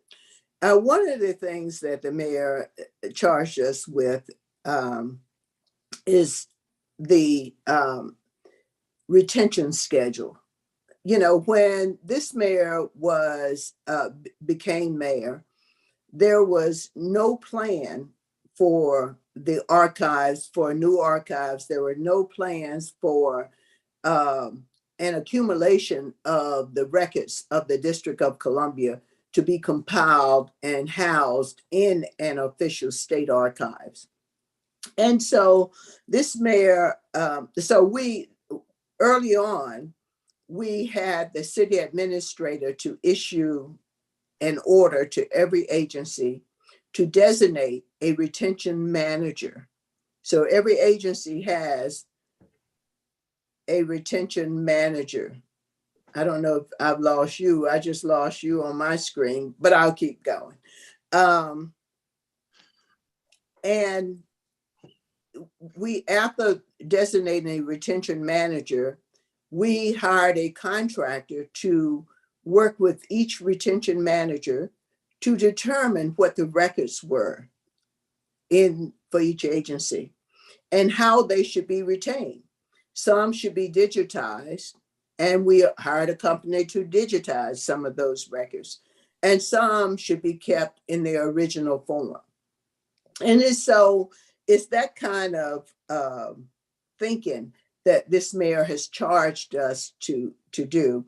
And I know that the advocates are disappointed that this has taken longer than probably they expect. But when you're looking back 50 years and there was no system, and you're trying to create a system and plus build a new building to house them and bring them all together. You know, we have records all over the country, stored in different places. And one of the big cost savings was to bring some of our records back to the District of Columbia and store them ourselves and not pay those contracts for records stored in several different places. So that's the first thing comes to mind, just because you just had that discussion with her. All right, well, that was very appropriate. I thank you very much for that. And I think too, you have elaborated on the progress that you are making with the archives. So I'm sure that the advocates and the official group are listening. I'm wondering in this process with the archives, if we are looking to put in place a archives commission. And so I wondered Yeah, if you have any thoughts on that. we plan to bring it up to state levels. I mean, we have visited, we had the archivist from Massachusetts that built a new archives to come visit, speak with us and talk about the steps that you go through. And as you heard the advocates say, Hartman and Cox, they are like the top agency, contractors that design and build archives.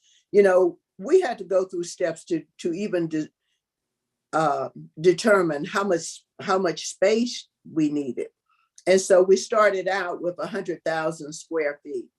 And then we tried to look to see if we could add that in some other building. If there was an existing building that we could combine all of our resources together and put it in an existing building. And that was a process that we went through. And even when we started the process at UDC, it was not to take the whole building, it was just to take a piece of the building. And now we have building 41 completely, and we will be able to build a state-of-the-art state archives. And our design, we had a design, but the design that we had does not meet the site that we have. So, and the space that we have. So now our design process is starting over. And I think we will get that going really quickly. And with respect to the monies that they mentioned, I met with the budget team and I placed a request to the mayor and she agreed that the project should be moved up. You know, we've moved it up a year. And so, and we understand that we're talking about, they said $2019. I think we're talking about $2017 is when the first appropriation was made. We know that's not enough money and the budget team knows that. So we have to get the building design and we feel confident that the mayor will, in her next budget, will make this whole. We're talking about, I told my meeting with the city administrator, we're talking about a basic start number of $100 million. And everyone agrees that that's at least where we are now. All right, well, that sounds like good news to our advocate community. Ms. Perry, have you given thought already to how we bring the advocates and the, I guess, the council commission together? Or do you see the two groups working together for one purpose? Or do you see that group moving forward to perhaps be the official commission base? Or are you thinking that it's okay for the groups to be separate and apart now, and at some point we'll wrestle with the future? Well, in the future. I just thought it was probably premature, and I mean, that was my thought at one point to have, and I've talked to Bill Rice about this many times. Is it not premature? You know, the Miss Pemberton, the former archive, the retired archivist, Miss Peterson. I think she could be helpful. I don't know if, you know, the concern that I have, we're going to pay Hartman and Cox a lot of money to propose a design. They know engineering, how to design space with the climate control that's required. They have built you know, 3 or 4 different new archives buildings. And so while people have a lot of information about how to retain and how to package documents, that's not where we are right now. As you said, you gave the number 8 years out. I don't know if we want to package our documents now while we just in the design phase of our building. I mean, you know, up until last year, we were still looking for a site. Would we package our documents while we're looking for a site?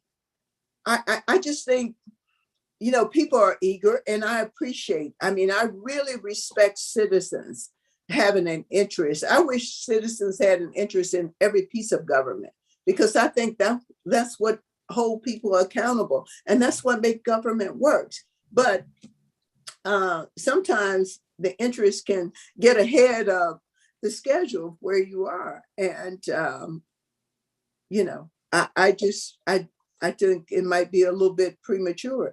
I mean, with the budget that we have, I wouldn't want to use our budget right now to package documents that's not going to be moved for another 5 years at the earliest. All right, well, I appreciate And then that. you don't want to package them and have somebody want to see them and have to unpackage them because you have a public request. I mean, that would be wasteful as well. So at some point, as we have the building, the vertical coming out of the ground, we will probably have to suspend the use of the documents so that the documents can be packaged to be moved to the new facility. Right. Okay. It will have to be closed. And that has happened, I think, when we visited the archives in Canada, they closed for like 9 months. So there was nothing available for like 9 months because that was the movement and rehousing. Okay. And so you've had the opportunity to visit, I guess, not just Canada, but some other locations in the country. Yes. Where Hartman Cox has done their work to see. Yeah. I mean, the state of the art is Greenville, where the National Archives have a facility. They even showed us how fragile documents, how they restore documents, the restoration, all of everything that goes along with it, you know, it is so amazingly secure. You can't take your purse in because they don't want anything in there that you can possibly bring anything out. You know, it is amazing. So I don't even know if it's open to the public, the areas that we saw where documents are housed and where they're stored and how they are prepared, accession, how they are accessioned in. Accessioned in, all right. Yeah. Well, thank you for that. I know it's very important. We want to be as much state of the art as possible.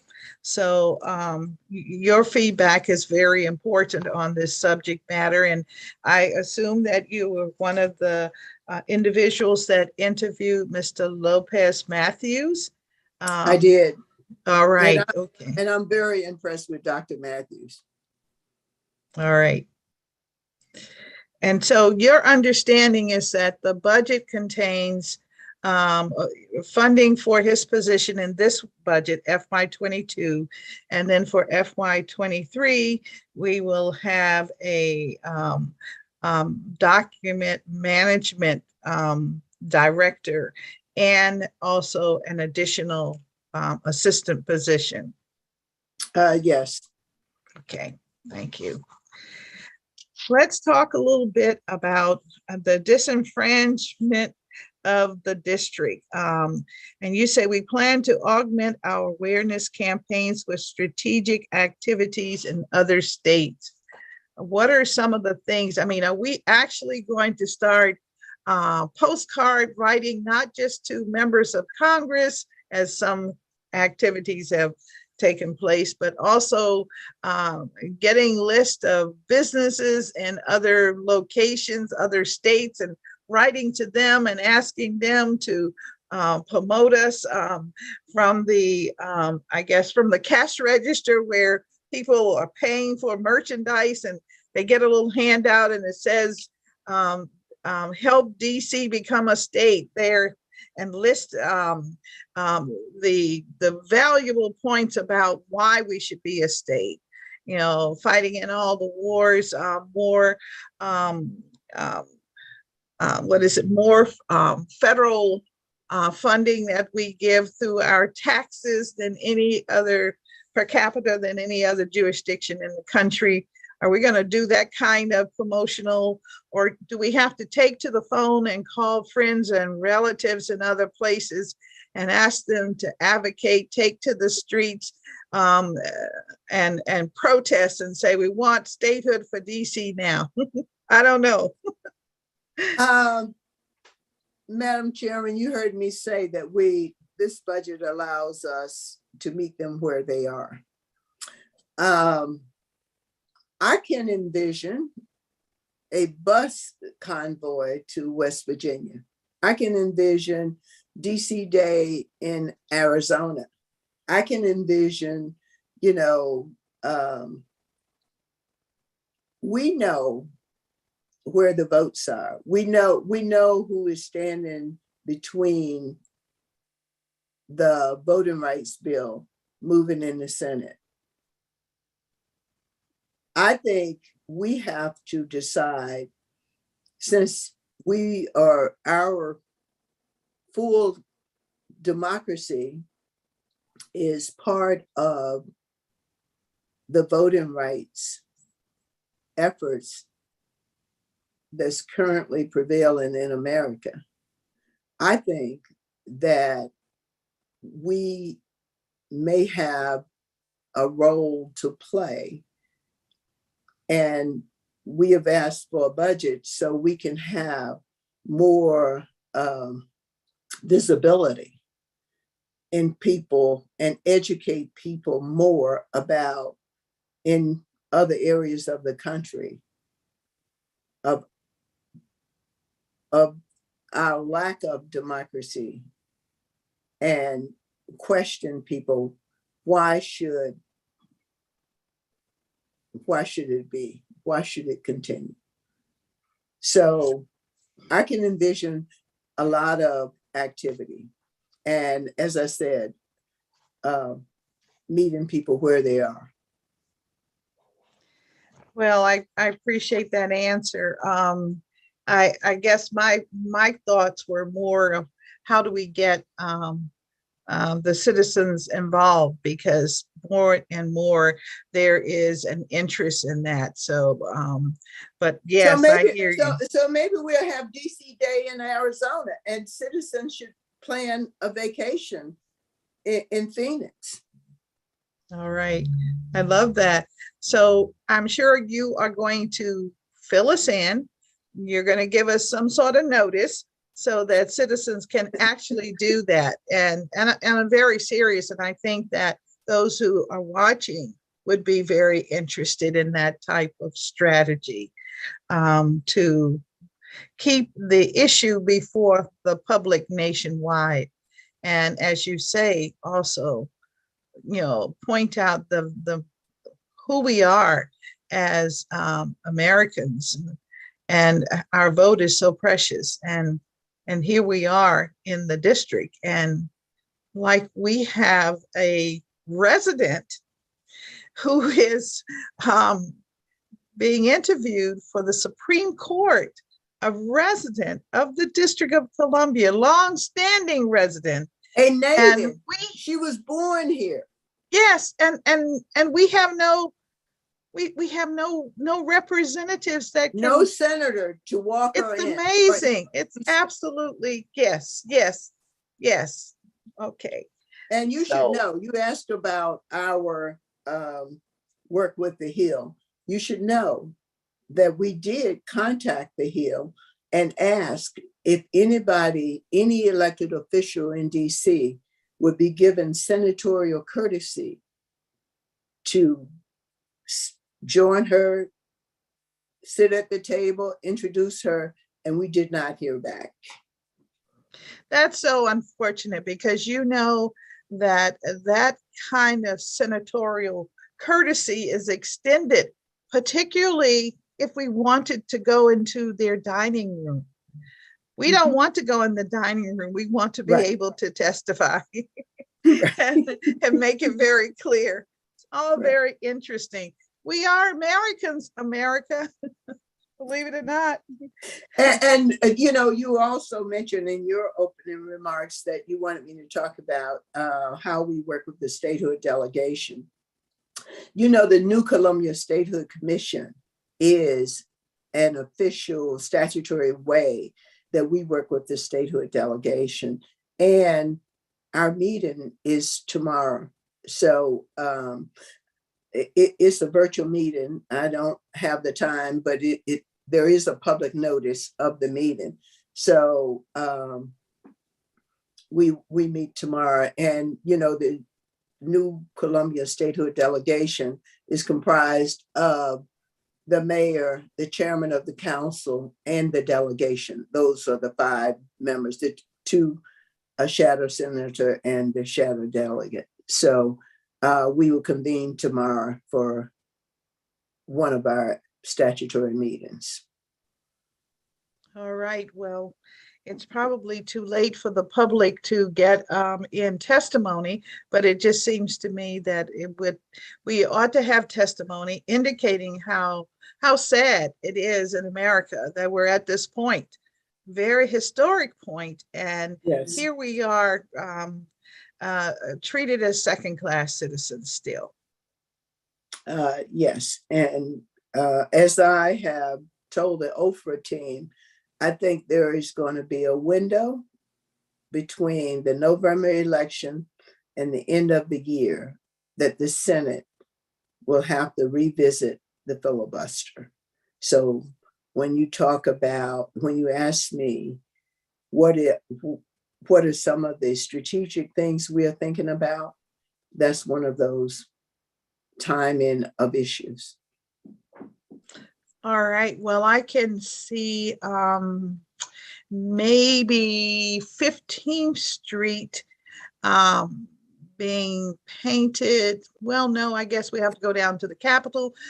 We paint it red with, you know, in filibuster now. But anyway, just a thought.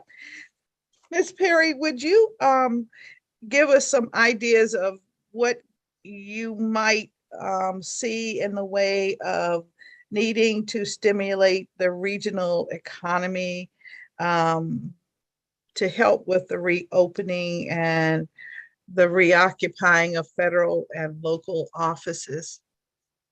Yes, and I will tell you, the mayor has been, so relentless with pushing the White House to bring federal workers back. And as you heard in the president's State of the Unions, he mentioned that. And that didn't happen because nobody had not urged them. Our deputy mayor for economic development and the mayor and our office, we ask all of the federal representatives all the time, when are they coming back? When we need them back in town. And so we know that, and the one thing that the mayor had pushed for was that the federal government was allowing it for agencies to decide agency by agency. But then when the president spoke, it brought it unanimous to a whole overall federal program. So I think they're close to, I think they're supposed to come back like now. So so we are pushing for that. And that's part of our economy. And the other thing that I know that our economic development team is doing is along with Events DC, are looking at activities to bring people downtown. All kinds of entertainment activities to encourage people to come downtown. Yes, well, I'm very hopeful that we will have an opportunity to have maybe like a citywide arts exhibit, maybe at the waterfront. I think those kinds of things attract a lot of people, thousands of people in other cities worldwide, quite honestly. They have done so. So maybe we'll do something like that as well. But I wondered, in trying to reopen our city, what are the plans for how we would handle the continuation of the virus? As you know, B2 is, BA2 is perhaps very fragrant. Many say that is probably why so many notables in large groups are beginning to have the symptoms. Not to say that there are deaths from it or any severe illness, but how are we prepared? And will we be prepared? You know what I would say to you? I will mimic our Supreme Court nominee yesterday and say, I think I better stay in my lane. I don't. I'm not getting in Dr. Nesbitt's lane. That's right. Like, yes, I hear you. I hear you 100%. Right. A woman, I'm not a biologist exactly, to define that. Yes, I hear you 100%. Thank you. I went to law school because I couldn't do science and math. I hear you. Well, on that, has your office been involved in any of the discussions with workplace telemarketing interests or needs? Has my office, that is outside of my office. Now, have I been in discussions at an executive level and heard Deputy Mayor Valchicchio talk about all the things? As a matter of fact, when you mentioned Juneteenth, I know that the city is trying to plan some entertainment that would bring a lot of people in town around Juneteenth. And when I say that there are events being planned and activities and ideas of how to get people downtown, art fest, all kinds of, it's like the streeteries. Whoever thought that the restaurants would not have closed up completely and we had people just sit outside and eat. Those kinds of creative ideas, I can tell you our economic development team are churning stuff all the time. All right. And so on the workforce, and so you don't really have a position on the workforce doing telemarketing or certain positions in an office continuing with telemarketing. And really when I say telemarketing, working from home. Yeah. And working from home. Yes. The mayor on the executive side, she has, we've been open since last year and no one can take more than 2 days of telework and 3 days in and 2 days out. And rotate it so the office doesn't have so many people in at a time, just to make people comfortable. This is the way to get people, is staggering people in by having people rotate telework days so that people come back full time. All right. Well, thank you very much for that. And I just had one question.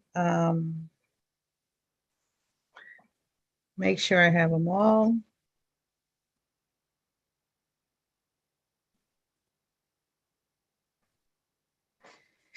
Ms. Perry, there have been some concerns from the public regarding the relationship of the Secretary's office and DGS and what you're trying to accomplish with the archives. What should we in this committee assume is the leadership for making the decisions about the capital dollars spent for the archives? Is it your office? Is it DGS? Is it the Secretary's office working under your direction? What should we, where do we go? You know, in every situation, there's a top of the pyramid. And so we're trying to figure out what is. Well, in the executive is Muriel Bowser. But having said that, and I would not, with respect to how the dollars are spent and how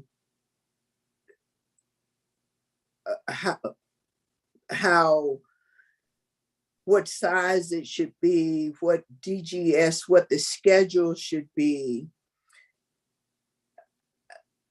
While all of us, Secretary Bassett, Director Keith over at DGS, myself, we will, whatever we decide should be the Keith Anderson, Director Anderson, whatever we decide the schedule should be and the building should be, we will take that to the mayor and the city administrator and get approval of that. I wouldn't say there's not one person in the chain that you just mentioned that can make a decision that the archives is going to be, the person that's going to be held accountable for this archives is going to be the mayor. And we would be very, I think, callous to not, knowing that there's a lot of sensitivity around this issue, knowing that it is historic. I mean, we build an archive, something for the city that the city has never had. We're building an institution for the city that the city has never had. And how could you not have that along the way? You can't have that with not having the input and the approval of the mayor. So, yeah, I mean, I think I heard them say that I'm the person, I'm the person that will talk to the mayor. So I'm that person. Yes. All right. Well, thank you. Thank you very much. And thanks for your testimony. Today, I think we kind of exhausted your testimony. Thank you for that. The vacancy that you have for a special assistant, are you going to fill that? I am. I think Director Walker is looking for someone now for me. Yes. All righty. So it would be filled with FY2023 monies? Yes. Yes. Okay. Well, and FY22 it's a vacancy right now. Vacancy now. Yeah. All My right. special assistant was moved over to as the associate director for statehood. So now she's running the statehood office. So it left a gap for me. All right. Okay. All right. Well, thank you very much for your testimony this morning. And We look forward to having dialogue again soon. Well, thank Okay, you so much, and thanks for all of your support. thank you. Thank All you. right. Bye-bye. Bye.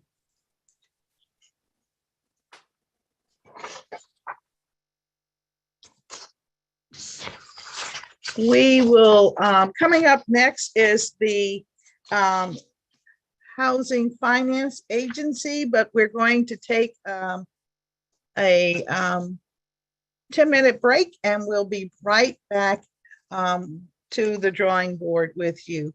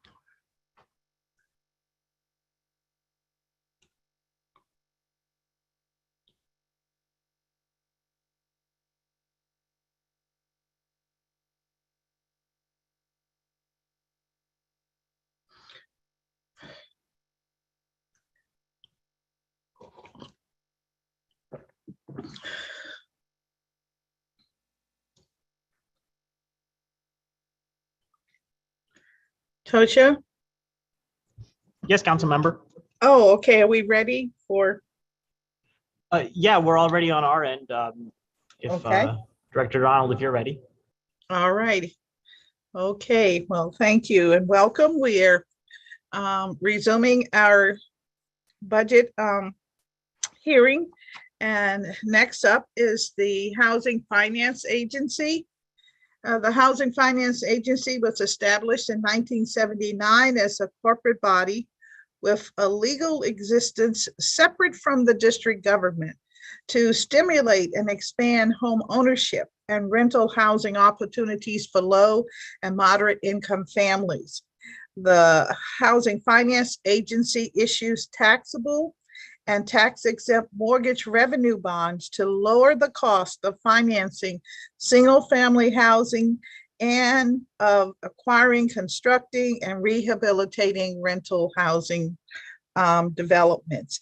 In addition, the Housing Finance Agency administers the issuance of a 4% low-income housing tax credits to achieve its affordable housing preservation, rehabilitation, and development goals, and in support of the mayor's goal of building 36,000 additional housing units by the year 2025, of which 12,000 will be affordable. By validating that the Housing Finance Agency's finance of multifamily buildings are compliant with quality and maintenance standards, the Housing Finance Agency gives the district the opportunity to ensure that public investments are used to support high quality and safe housing. As our city builds new high density mixed income developments, we look forward to utilizing the agency's resources to ensure that all of our residents can benefit from our growing prosperity. In the FY23 budget, it is clear that the Housing Finance Agency will play an important role in our new communities, projects, and other critical affordable housing developments.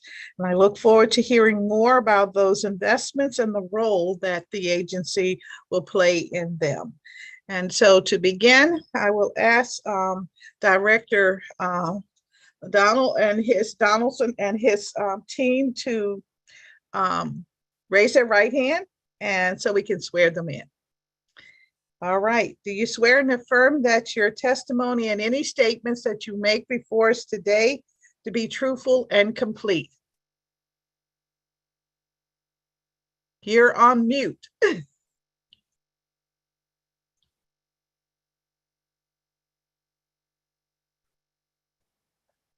You're all right. Yes.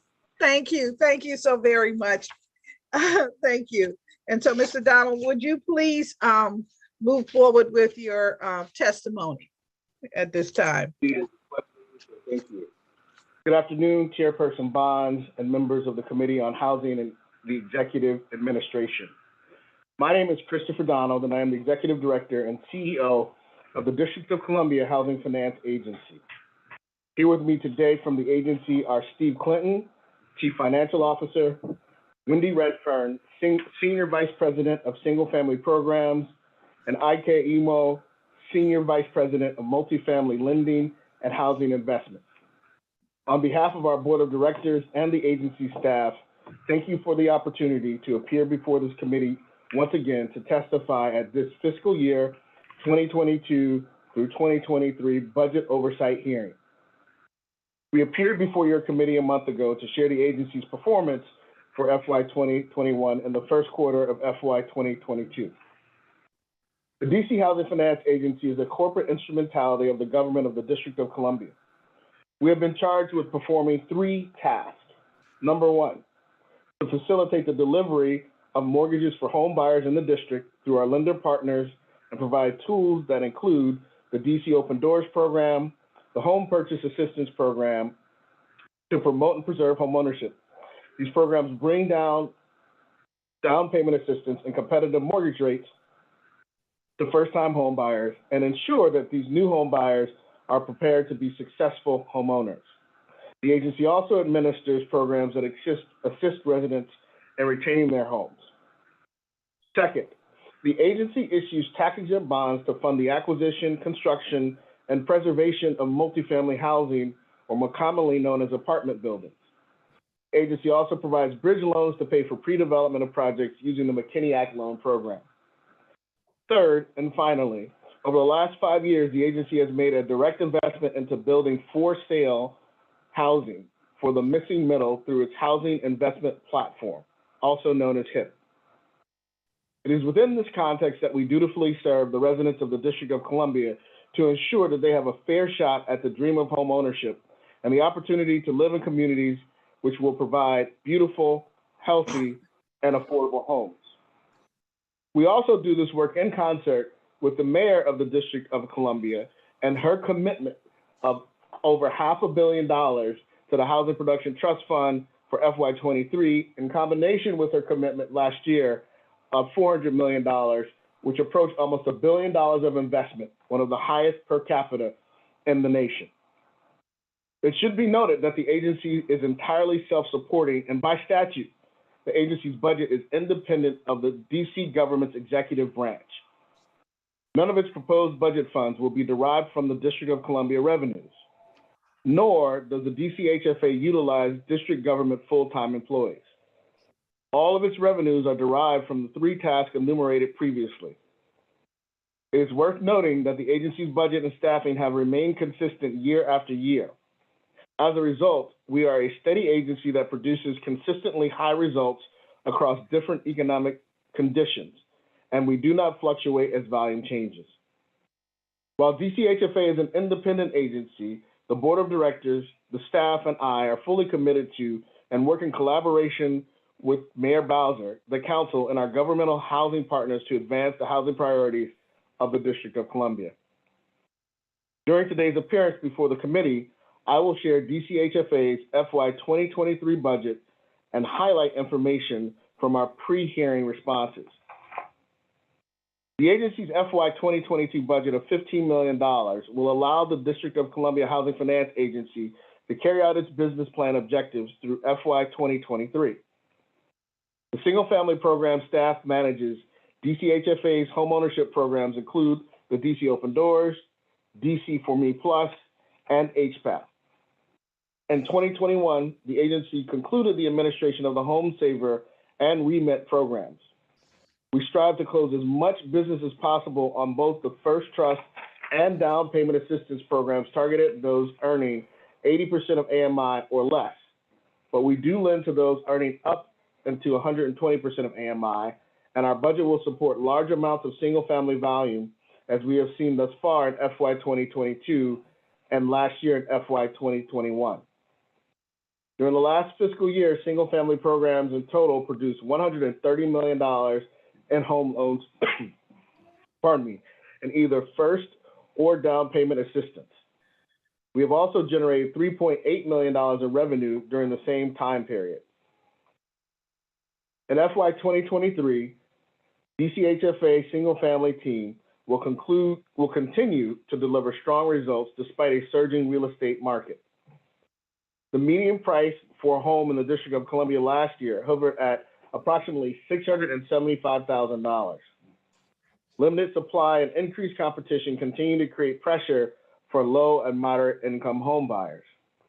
I encourage home buyers interested in the DC Open Doors program, DC For Me Plus, HPAP, and other resources that may become available to visit our website at www.dchfa.org for complete program guidelines. As I shared previously, last year the agency completed the administration of the Remit pilot program. Remit serves district homeowners 62 years of age or older and provides financial assistance for the payment of overdue property taxes, property insurance bills, and condo fees for those homeowners who were at risk of foreclosure. Again, I would like to thank you, Chairperson Bonds, and your committee for introducing the Reverse Mortgage Insurance and Tax Payment Program, Emergency Amendment Act of 2021. The agency will continue to administer programs that promote and preserve home ownership. DCHFA works in partnership with the district's housing ecosystem to achieve the economic diversity in the income strata it serves. Single-family programs focus primarily on home buyers earning 80% of the area median income and below. Our tax-exempt bond program serves residents up to 60% of area median income. And our housing investment platform program serves future homeowners between 60 to 120% of AMI.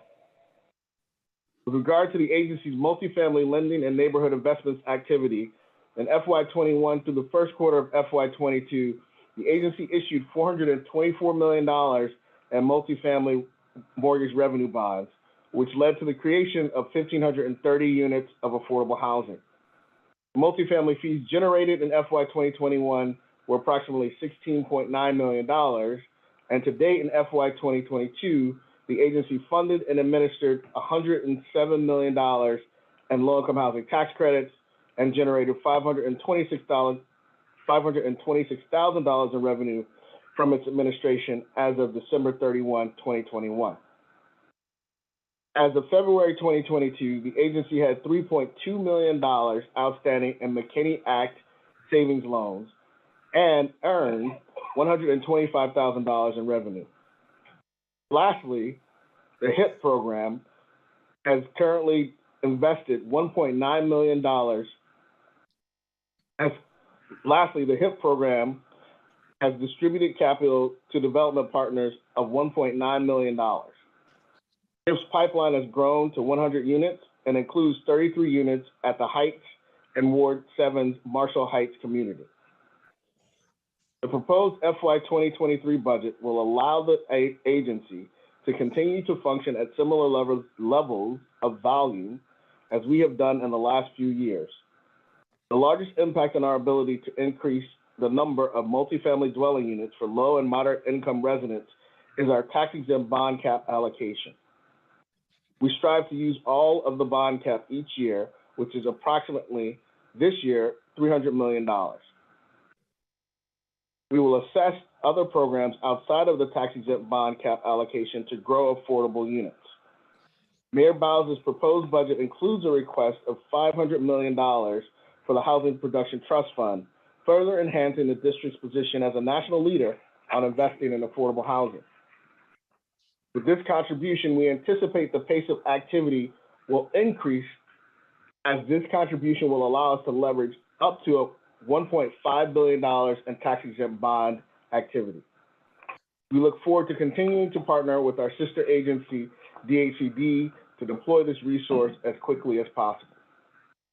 In this budget, the Mayor of the District of Columbia has set forth a path to deliver on that fair shot through the creation of housing opportunities and mechanisms across the housing spectrum, but in particular to those citizens that have been historically excluded and denied.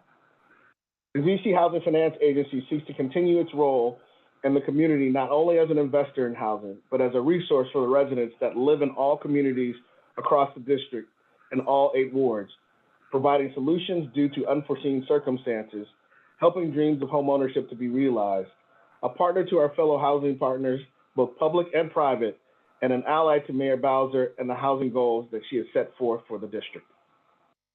At the District of Columbia Housing Finance Agency, we stand ready and willing to deploy all the resources available to us efficiently and effectively. We will work tirelessly to ensure that everyone has a fair shot to live in affordable, healthy, and beautiful housing. This concludes my testimony. I look forward to answering any questions that the committee may have at this time. Thank you. Thank you very much for your testimony. And as always, as we call you our district bank for housing, I thank you for the details. I just need a few more details from you today, and thanks to your team for joining you. One, you said a mouthful. You said with the $500 million tranche of monies for the Housing Production Trust Fund, you see this generating $1.5 billion in tax-exempt bond activity. Can you sort of elaborate on that, please? Sure. Typically, as we look at the amount of money that's necessary to finance a transaction, the shorthand is a third subsidy, a third tax exempt bonds, and a third low-income housing tax credits. Now that may vary from transaction to transaction, but when you average a large number of transactions over time, that's how we get to that number. Okay, thank you for that. And just want to make sure that I understand. When you talk about HIP, can you help me understand this statement on page, I think it's like the 5th page of your testimony? You said the program currently has 1.9 million in capital distributed to development partners. The pipeline has grown to 100 units, including 33 units at the Heights, which is in Ward 7, Marshall Heights community. What I'm asking is, the HIP program, why does it generate so few units? So that's a great that's a great question, council member. There's another way to frame that question, and I would, forgive me for taking this liberty, right? In the District of Columbia, there's not a lot of land, and so that program is very focused. And what we do is we go into communities where there's an opportunity to build and fill the missing middle, both in terms of the physical space, but also in terms of those being served. So to make that even plainer, they're not acres and acres of land that we can buy in order to produce middle income housing, right? So we're trying to opportunistically identify places where we can build in partnership with the developers who are coming to us. A part of our strategy with the HIP program is to work hand in hand with emerging developers as well. So those emerging developers also will not bring wide swaths of land where 100 or 200 units can be produced at one time. And even if that was indeed the case, if there was the density there to build all of those units, then we got to take into consideration the economics. Do the numbers work, right? And so when we talk about production, what we're seeing is an average of approximately 10 units a year that we're producing, right? We want to make sure that we show up, that we're predictable, slow and steady, right? Singles and doubles will get you into the Hall of Fame. And so we're really focused on making sure that every day we come to this business, we're providing opportunities for middle income residents of the District of Columbia to become homeowners at an affordable level. All right, so Mr. Donald, when we talk about the middle income housing, and that is produced through the HIP program, what is the income bracket range that we're speaking of? So the income range is between 60 to 120% of AMI. And that translates to what, about 70,000 to 150,000 annual income? Yes, ma'am, approximately.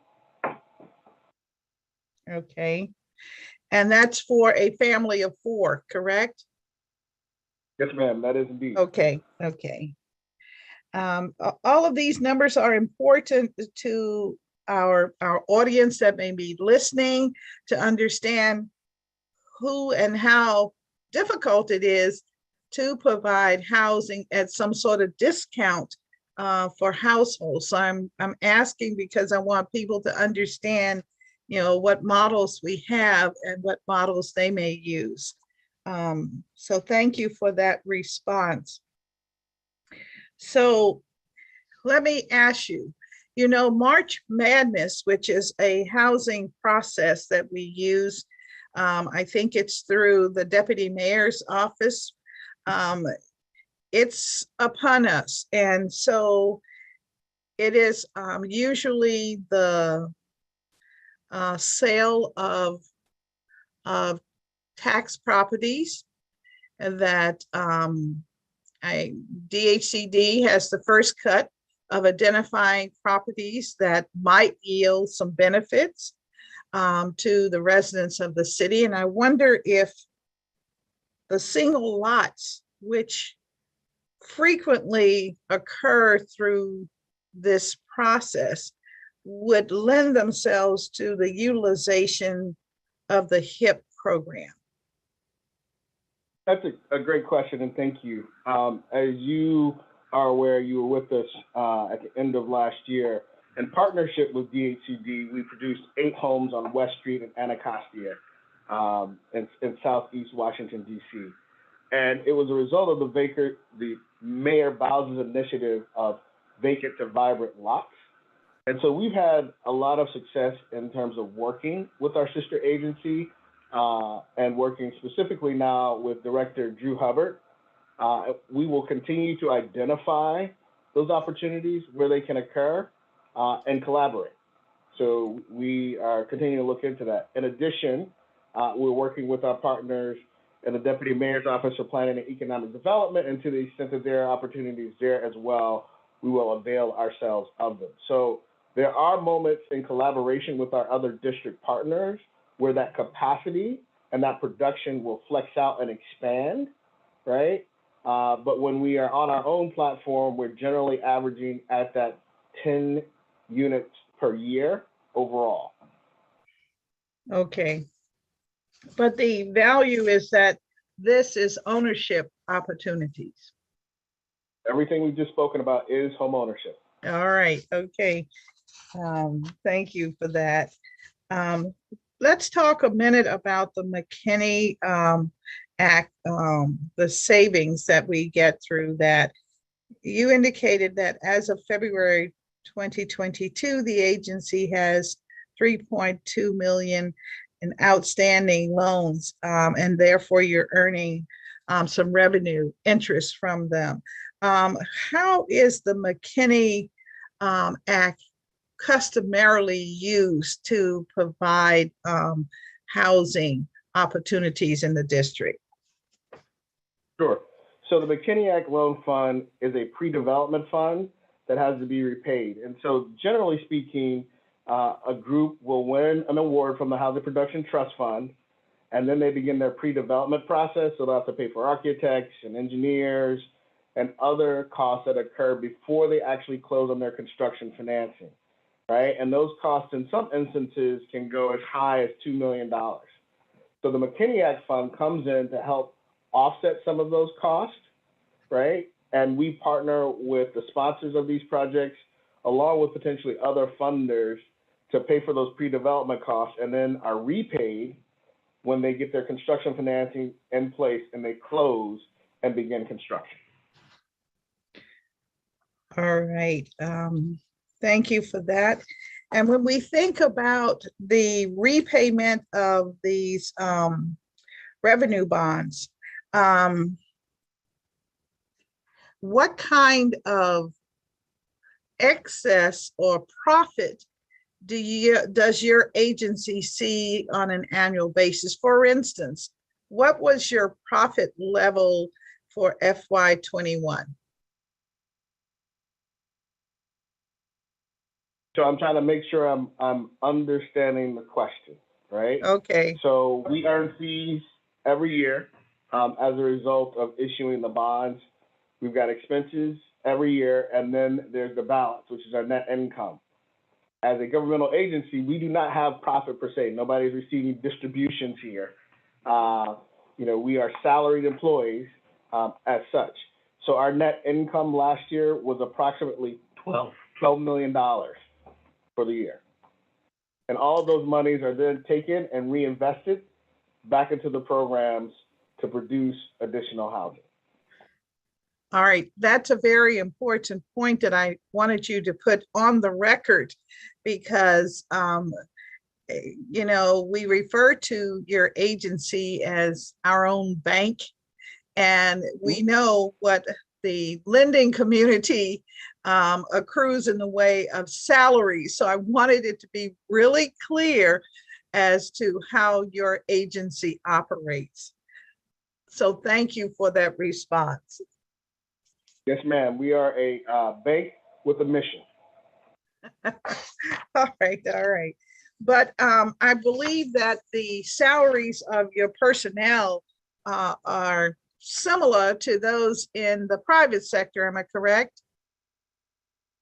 We have had a salary survey conducted, and we are comparable with other agencies that do the same work.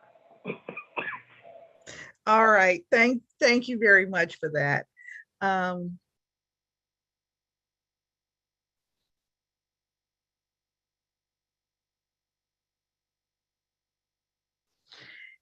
From your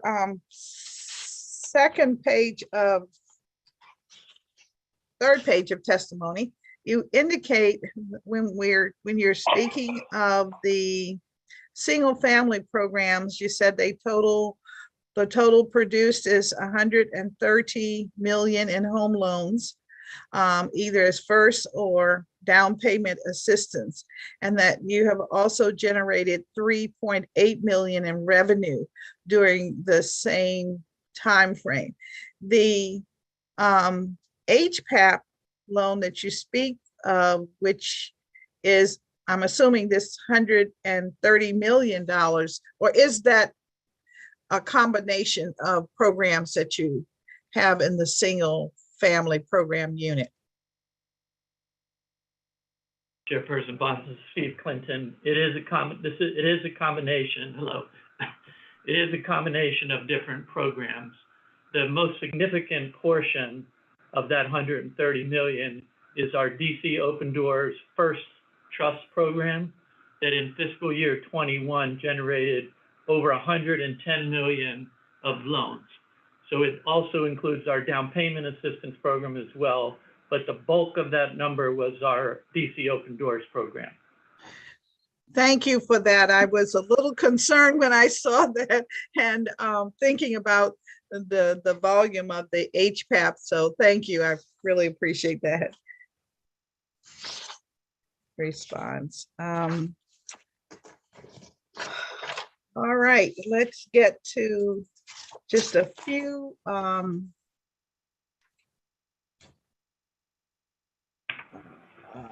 let's see, questions that we had and wanted to get your direct response.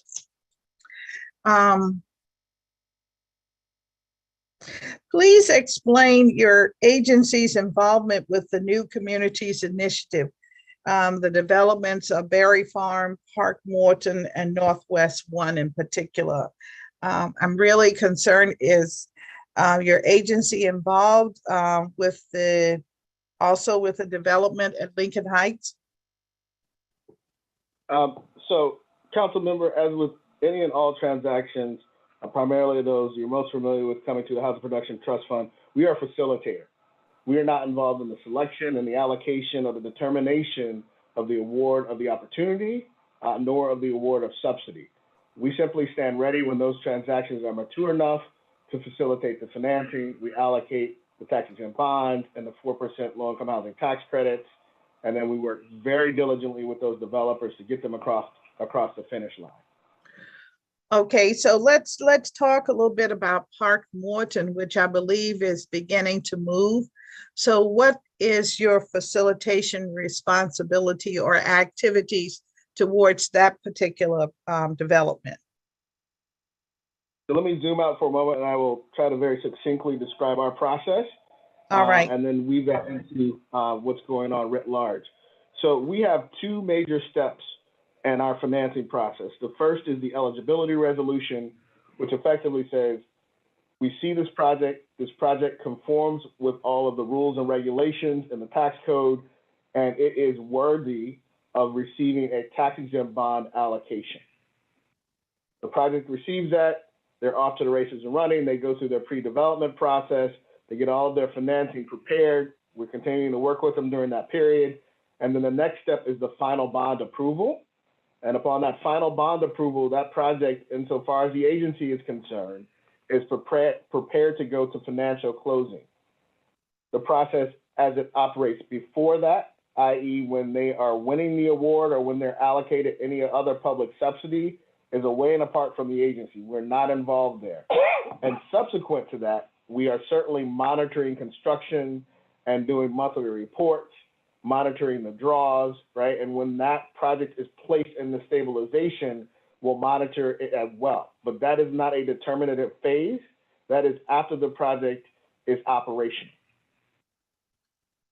Okay, well, thank you for that response, because my next question was regarding your involvement with Park Southern, which is not a new communities, but is a development where we're aware that you have some monitoring responsibilities, or you have assumed some monitoring activities there. Can you tell us what your responsibility is to Park Southern? Sure. Park Southern is in the midst of construction currently. We have a team that goes out once a month for the construction draw. To the extent that there are other questions or concerns that arise from the community there, our team will be deployed to the site. Our Senior Vice President, Mr. Jeff Cooper, and his team of construction engineers will go out to that site to discover if there are any issues, and then we will deal directly with the sponsor to get those issues resolved. Okay, so you are monitoring Park Southern because you have bonds in play there? Yes. Or? Yes, we are. All right. So any project that we finance, we monitor. If we don't finance the project, we are not involved in the administration or compliance of it. All right, that was the answer I was looking for. Okay, thank you so much. And is that the similar situation at Hill East? That is correct. We have All right. financed Hill East, specifically the Ethel, which is the 100-unit building above the metro station. That's under construction right now. All right. So getting back to the new communities, what is your involvement, if any, with Berry Farm? Again, it is our standard involvement. It is that eligibility resolution and that final bond resolution. Okay, all right.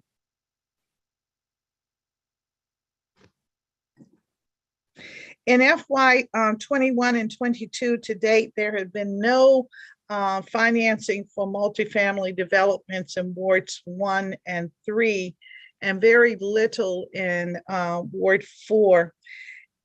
Is this typical distribution, or what are do you have any projects that are in the pipeline? So I'm not sure if we have anything in Ward 1. Ward 3, I think there may have been one project ever. Since I've been here, there have not been any projects in Ward 3. I know that the mayor has been focused on her west of the Rock Creek Park strategy. And so we are working to be of service in any way that we can to produce some units in Ward 3. The production is less contingent on location and more contingent on developer readiness, right? So the developer has been ready in those instances. We have helped them to finance those projects. To the extent that there are projects or pipeline available in those other areas of the city, we will address them. In our normal weekly report for the pipeline, we lay those out that we share with you all. And what we will do is I'll go back and look and see if there's anything that's not in that report that will give you some indication about the other wards that you just asked about. All right. Thank you for that. Does your agency keep track of the total number of affordable and market rate units financed through your multifamily programs each year? In other words, do you have a list each year of the multifamily projects that occur across the city, or only those that you have some financing responsibility for? If we finance it, we track it. To the extent that there are other 100% market rate projects, we do not track those. Okay, all right.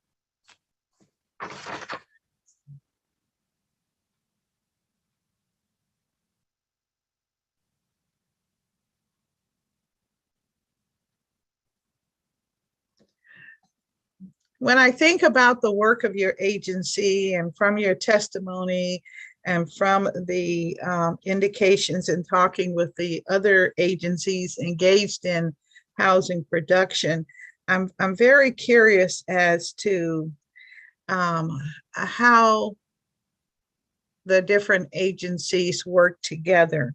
And so what I'm interested in hearing from you today about is how do we in this city arrive at additional housing opportunities and opportunities that address the needs of our extremely low income as well as the needs of our moderate middle income households.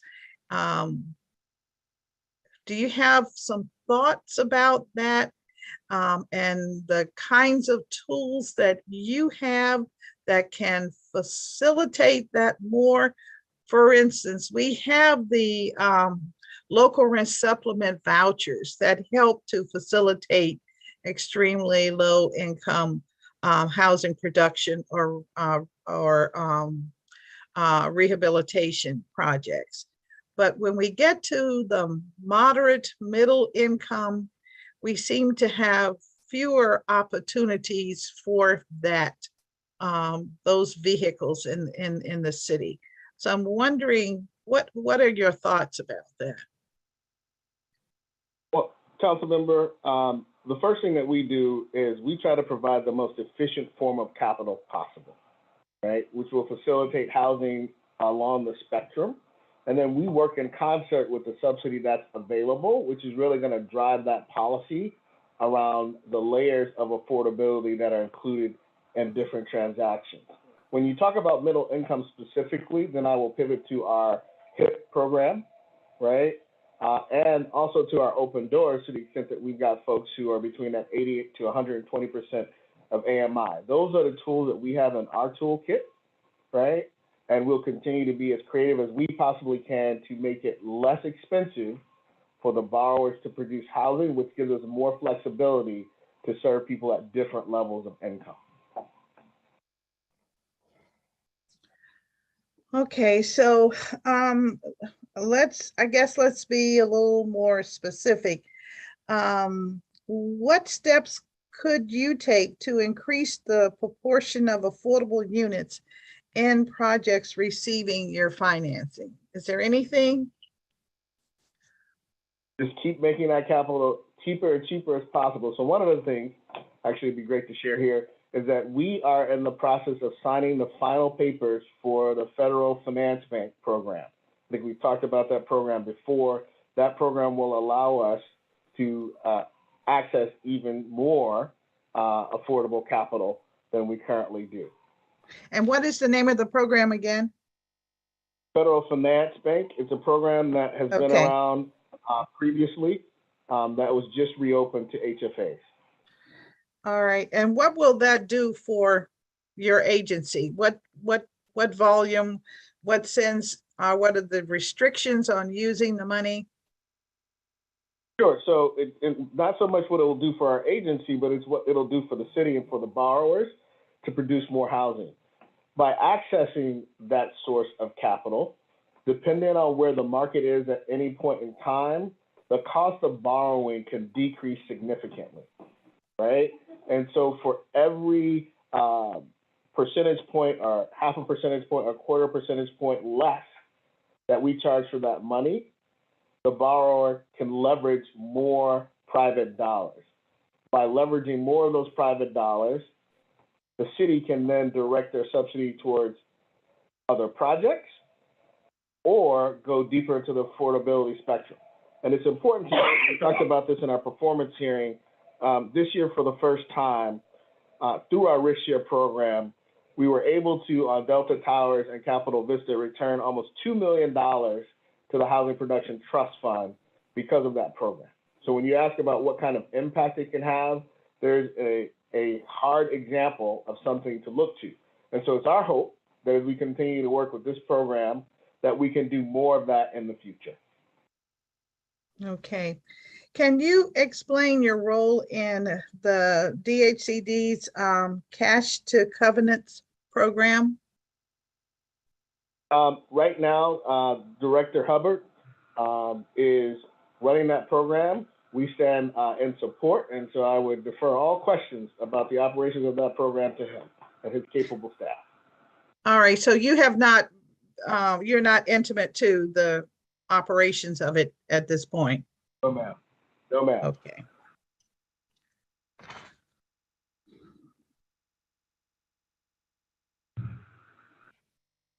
Well, I have a number of questions here that are more just global, but I really wanted to zero in on the programs that you're trying to administer now. And so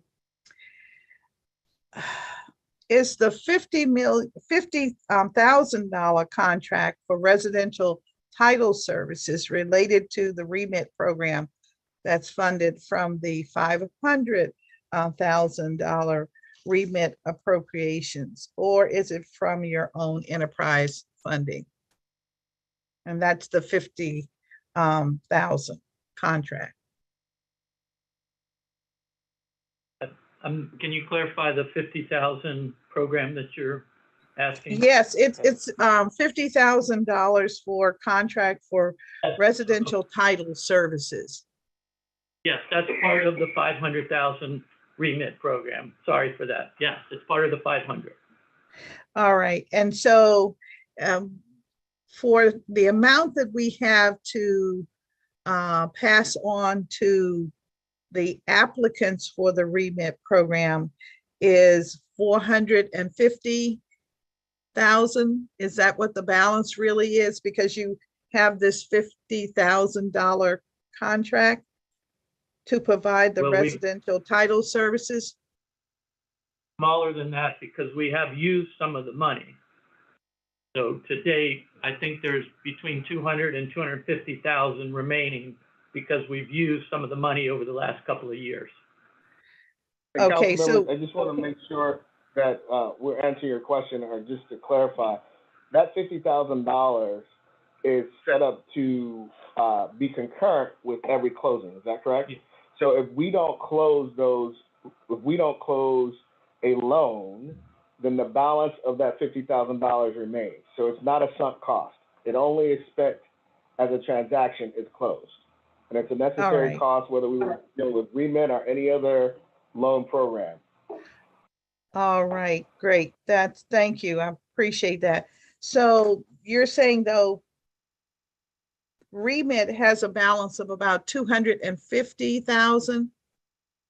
Closer to 200, but it's between 200 and 250. All right. Can you get us the exact number, please? Yeah. Okay, and if you could get that to us in a week, that would be very helpful. We're on a very fast track with the budget cycle this year, contrary to last year when we had months as we were waiting for the federal dollars.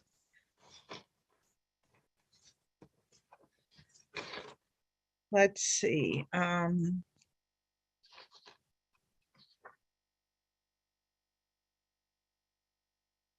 And thank you for your figures on the distribution of the bonds and tax credits dollars over this past year in particular. And we did note that we are better. There's an improvement from FY 2021 to FY 2022 to date in disbursements in wards 5 and in wards 7. But we still have, and for some reason, the FY22 shows that ward 4 disbursements are down. So that's where the nature of that first question was about wards 1, 3, and 4. Yes, ma'am. And just to reiterate, our funding follows the subsidy funding in general. For the vast majority of that distribution, we go where HPTF does. All right, that's very, very important for the public that's listening, so that they understand that your funding is predicated on what happens through the trust fund and those kinds of devices that the government has, where the That's right. approval of projects happens first, and then it gets to your shop to see if they can't get the money at a discounted rate. Am I correct? That's correct. Our partnership with the administration, with the Housing Production Trust Fund, through DHCD, with DEMPED, and with the Department of Planning is essential for us to be successful. We can't do our job without the partnership with them. All right. Well, I think. And I'm sorry, the District of Columbia Housing Authority as well. I cannot forget about Director Donald. Brenda Donald, yes. All right, Yes, thank you. Thank you very much to your team for the work that you've been able to complete thus far in FY22, and for all that you were able to do during the pandemic. We really appreciate it, and it shows with your numbers. We hope you'll create more tools, or the tools that you have can be modified to take on even more of the need that we have for affordability in housing in the city. We stand ready to serve. All right. Well, thank you. Thank you very, very much. And this concludes our discussion today. Thank you. Take care. All righty.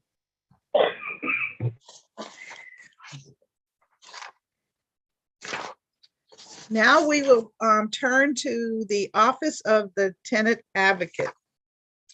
The Office of the Tenant Advocate is a strong and influential voice on behalf of tenants' rights in the district, and the office plays a vital role in ensuring that all tenants are treated fairly and in compliance with the law.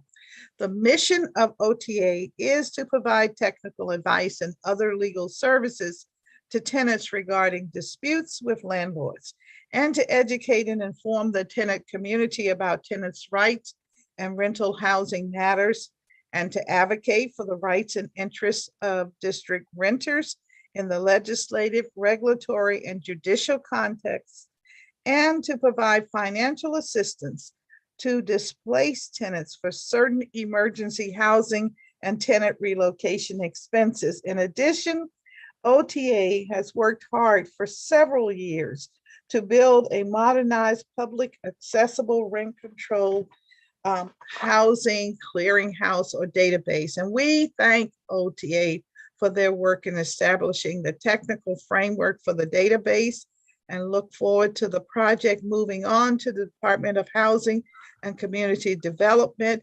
At the Department of Housing and Community Development, it'll be populated with data as the development of the database continues.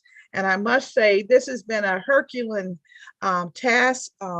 OTA has taken this burden on, and through various trials and tribulations, through contracts and procurement, working with Octo, and ladies and gentlemen, we still are finally at this point where we have a unified database that can be populated with all of the different data points that we have in our government, and some in the private sector.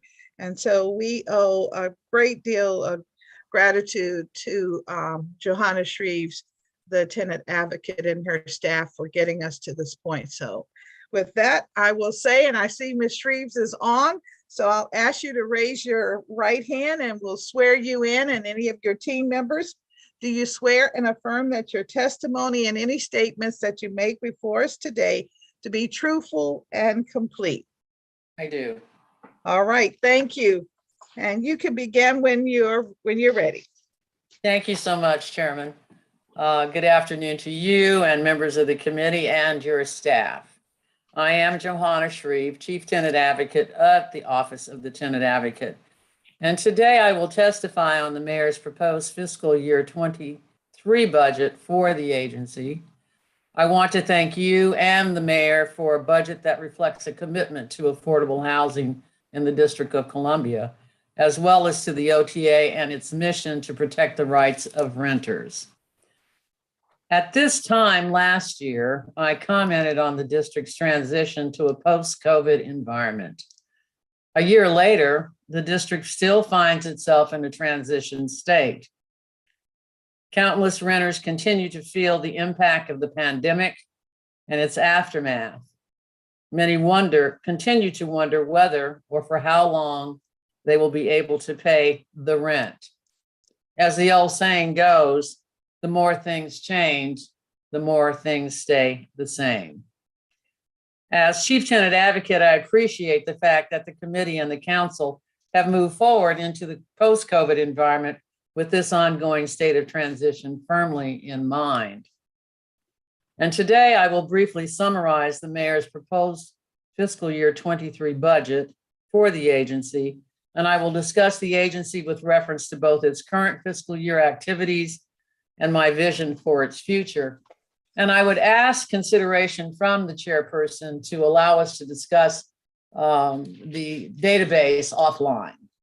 I believe that there are a variety of subject matters as well as a demonstration that we would like to provide you, and therefore I will not discuss that in this testimony, if it's all right with you. That's fine. Thank you very much. Okay. The mayor's total proposed FY23 operating budget for the agency is $4,421,256, which represents an increase of 6.9% over the approved 22 budget. Local funds account for $3,265,840, or roughly 74% of the total. Special purpose revenue funds account for $643,736, or 15%, and federal funds account for the remaining $511,680, or about 11% of the budget. The FY23 budget reduces the agency's FTE counts from 33 to 29.3. This reflects the elimination of 4 of the 9 federally funded temporary positions that were added to the OTA's budget for FY22. The FY23 proposed budget reflects a gross reduction of 9 FTEs as follows: 1 position under Activity 1090, Performance Management, 7 positions under Activity 3015 in-house legal representation, and 1 position under Activity 5010 under our OTA Educational Institute. However, 5 of the 9 federally funded temporary positions are restored under the district's recovery plan. The current OTA FY operational budget for FY22. I will now discuss how the agency allocates the FY22 budget in its current year to fulfill its statutory mandates. I will then address how I believe these programmatic investments will need to be supplemented in FY23 to support future initiatives.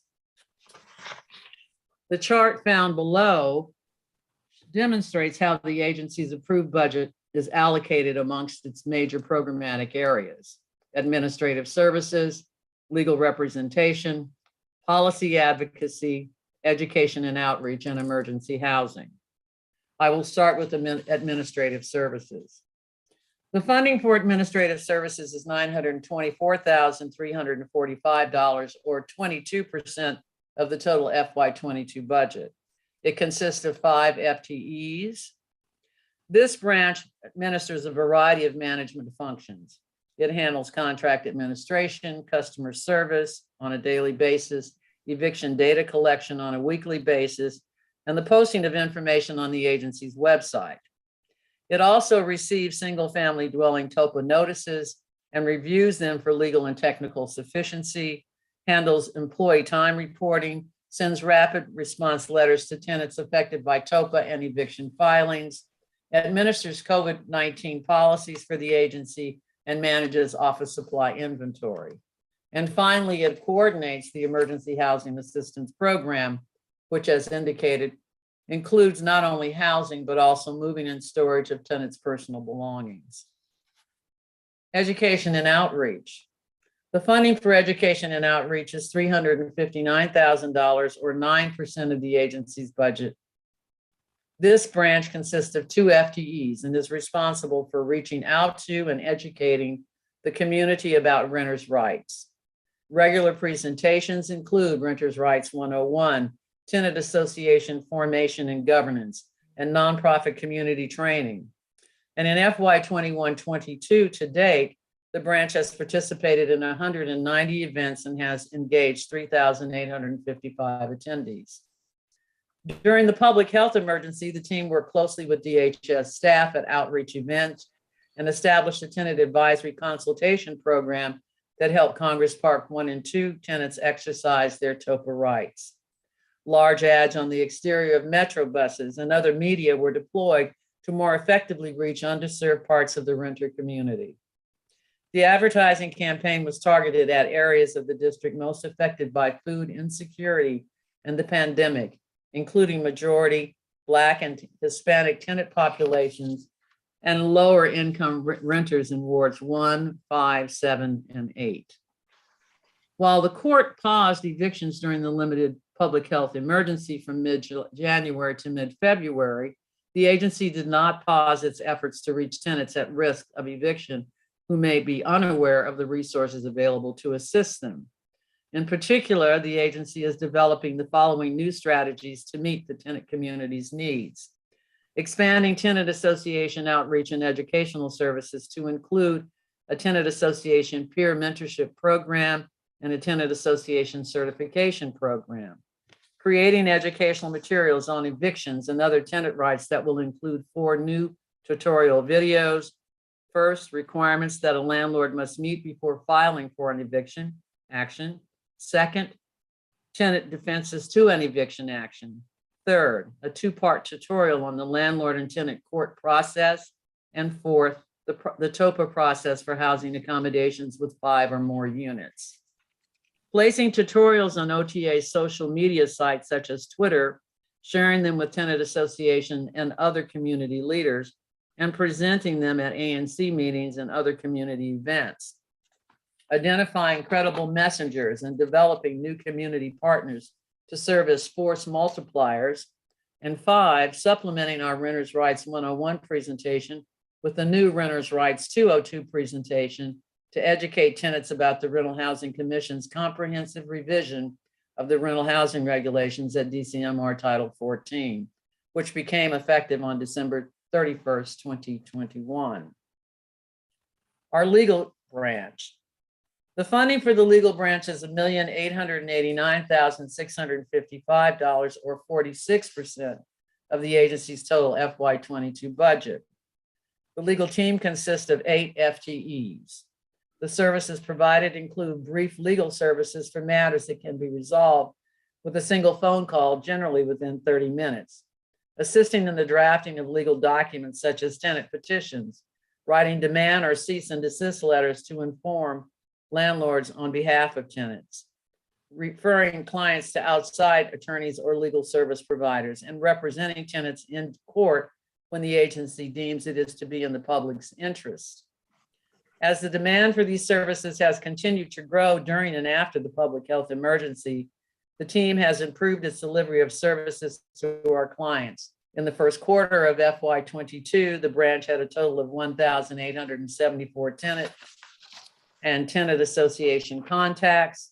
Of these contacts, 1,328 were handled by the attorney advisors and case managers, and 446 were handled by the agency's tenant hotline.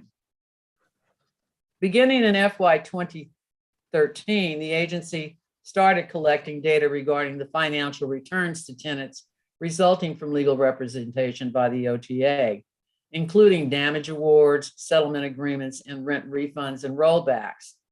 The numbers have been consistently striking. From 13 through 21, the legal branch representation resulted in a cumulative total of $778,874 in return to the tenants. In the first quarter of FY22, the amount is $385,949. The Vanguard Eviction Diversion Program, which we proposed to the committee last year, is now in effect. And in the wake of the pandemic, it is clear that district tenants need affordable legal services more than ever. I wish to thank the mayor and the council for the infusion of federal funding in the FY22 budget for the agency's Vanguard Eviction Diversion Program. This enhancement allows the agency to onboard additional legal staff on a temporary basis to help prevent evictions. The agency is moving forward with the Vanguard Eviction Diversion Program in the following ways. First, the agency now serves as one of the court satellite locations under a memorandum of understanding with the landlord and tenant branch of the DC Superior Court. The satellite site provides tenants who are otherwise unable to participate in virtual hearings with a comfortable and welcoming virtual court environment, as well as immediate access to OTA resources and services. Through a second MOU with the DC Superior Court, the agency receives a weekly basis eviction filings data that allows us to reach out to tenants facing evictions and inform them of their rights in our services. Initially, the agency had planned to hire 3 attorney advisors for this program. As noted, however, the FY23 proposed budget eliminates a total of 4 FTE positions, including 2 of the temporary attorney advisor positions. So accordingly, now that we are aware that the funding is not available for a full 2-year period, we will discontinue the recruiting process for these 2 positions. Policy advocacy. The funding for the policy advocacy branch is $405,000 or 10% of the agency's 22 approved budget. The policy branch consists of 3 FTEs. It spearheads the OTA's advocacy in all 3 branches of government: legislative, executive, and judicial. The OTA's policy advocacy has helped lead to enacted legislation that protects tenants' rights and limits evictions during and after the public health emergency. Secondly, rulemakings and agency guidance by sister agencies that will help to effectuate the remedial purposes of the district's tenant protection laws. And third, judicial and administrative decisions that better reflect the council's legislative intentions and purposes. Some of the successes of this branch, working together with our community and government partners, the OTA's FY22 policy successes included legislation that will make permanent a number of emergency and temporary eviction protections that the agency has advocated for over the years. Key provisions include the prohibition on the filing of eviction actions, either for a de minimis amounts of unpaid rent or where the landlord does not have a basic business license. The same legislation will help ensure that renters are not forever burdened by the albatross of an old eviction record. The current 2-year moratorium on voluntary agreements in rent control apartments, which took effect in FY22, temporarily addresses the longstanding OTA concern, namely the use of VAs to effectively eliminate the affordability of rent control units in an entire building at a time.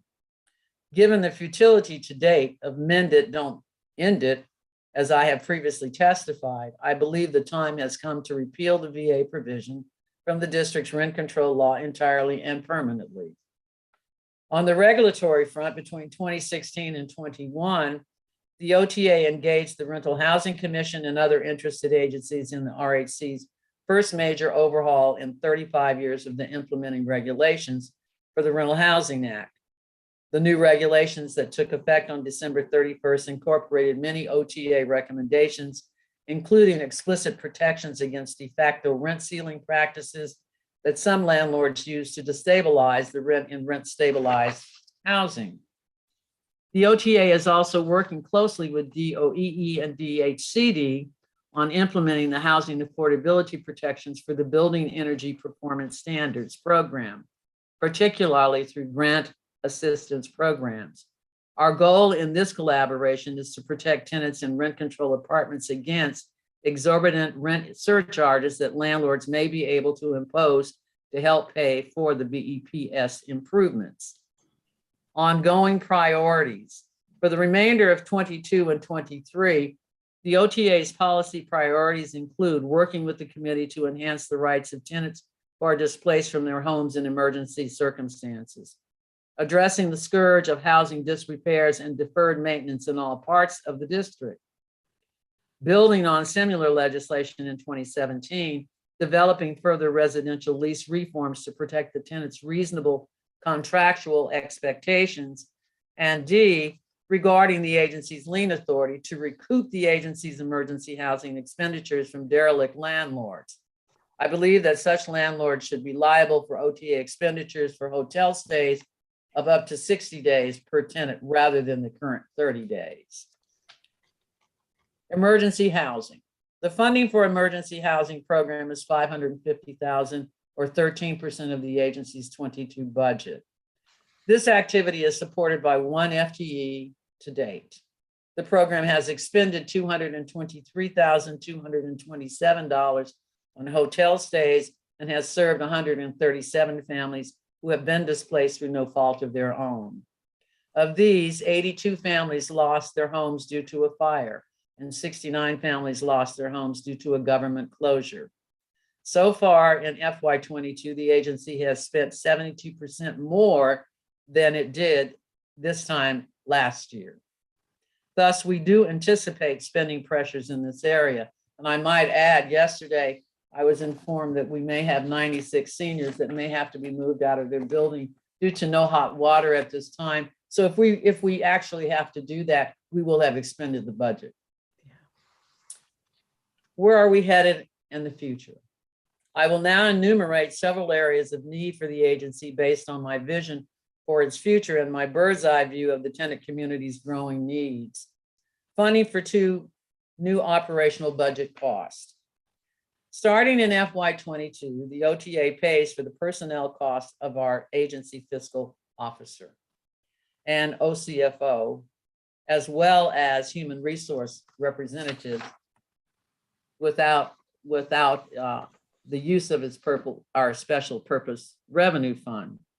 And I would request that the committee consider providing me with permanent funding for these 2 positions. The AFO position is at $50,000 and the DCHR position, as we put into the questions, we provided you with the formula. Last year, they asked me for $22,400, and before I could get well into 22, they were asking me for $39,000. And they provided us with the formula.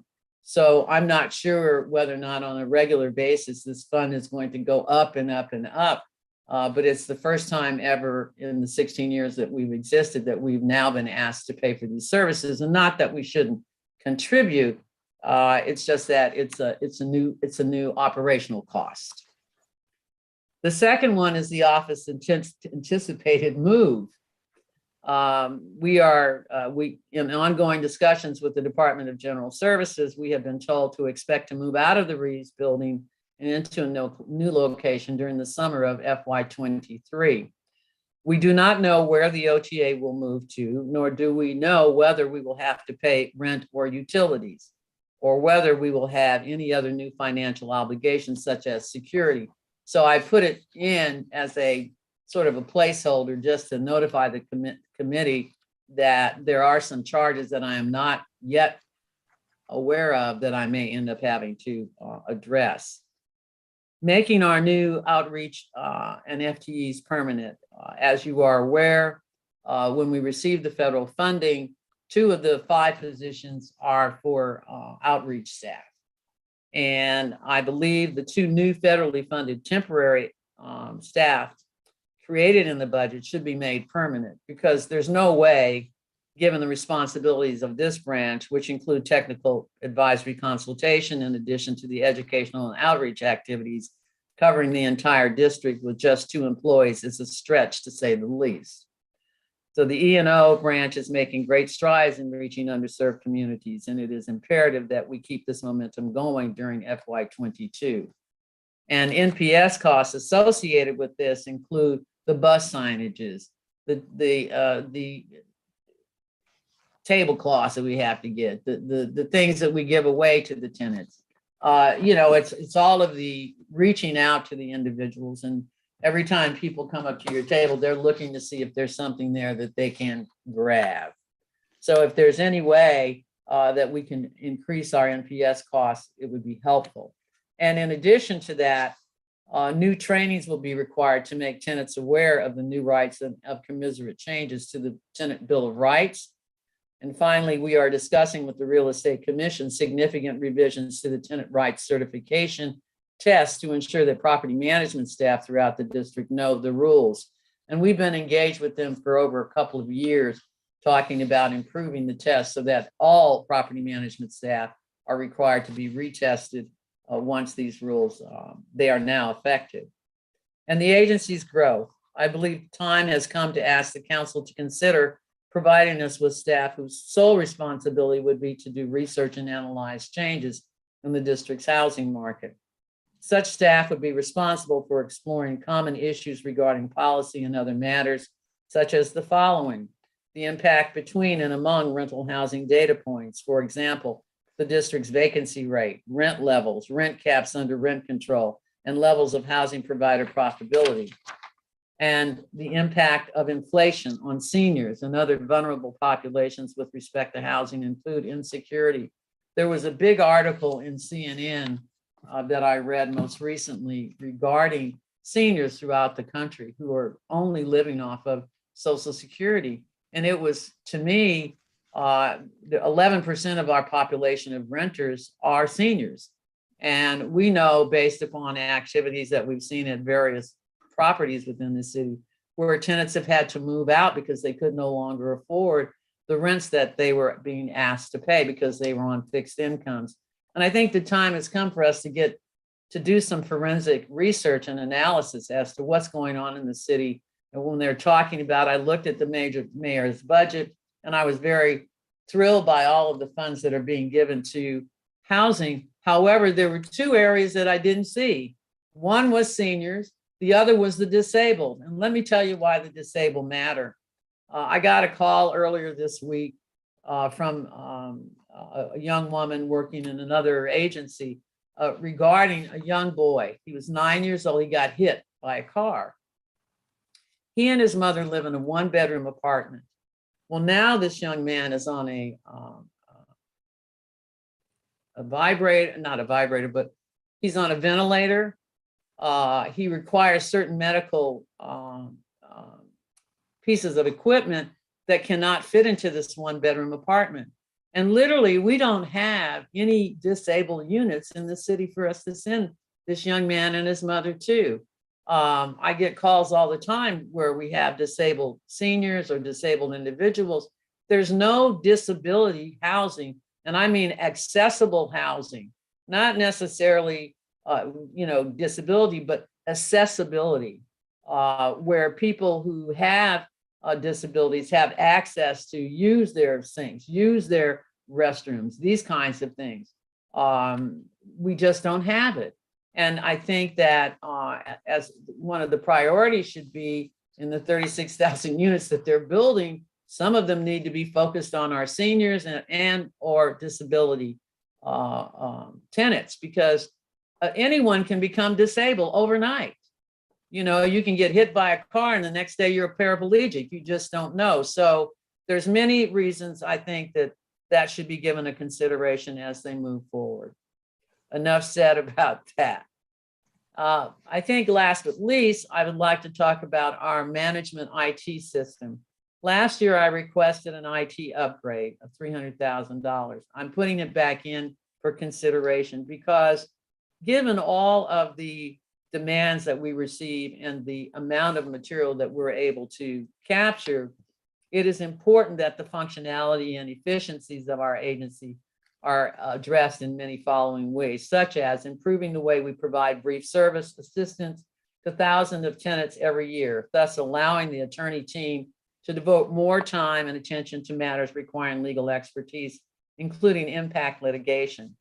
Improving our methods of collecting data, generating reports, and tracking intake issues for problem areas in the law, for policy development purposes, allowing us to create a cohesive emergency housing management system and thus improving communication with tenants, housing providers, and other government entities, including DCHR, HCMA, DHS, the City Council, and the Office of the Mayor, and improving our ability to meet new council requests and communicate with tenants regarding the agency's receipt of copies of certain legal notices. With this, I conclude my testimony. And again, Chairperson Bonds, I am welcome that you have listened to this testimony, and I stand ready to answer any questions that you may have at this time. Well, firstly, let me thank you profusely, really, for the testimony. As usual, you are on point, and we appreciate that. And I know that the tenants across the city are always proud of the information that you provide to the council and to them. And so I wanted to start with that. I have like 10 questions. So let me see if I can get started on this. And let me go back to perhaps the beginning.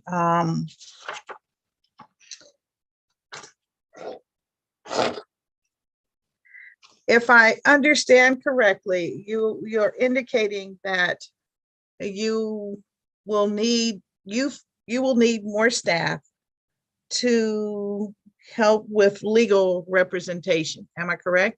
Yes. We have interviewed, and basically we're hiring one attorney now. All right. So we will have one attorney that will be focusing on litigation. All right. And you also have the need for more funding for the emergency housing division, right?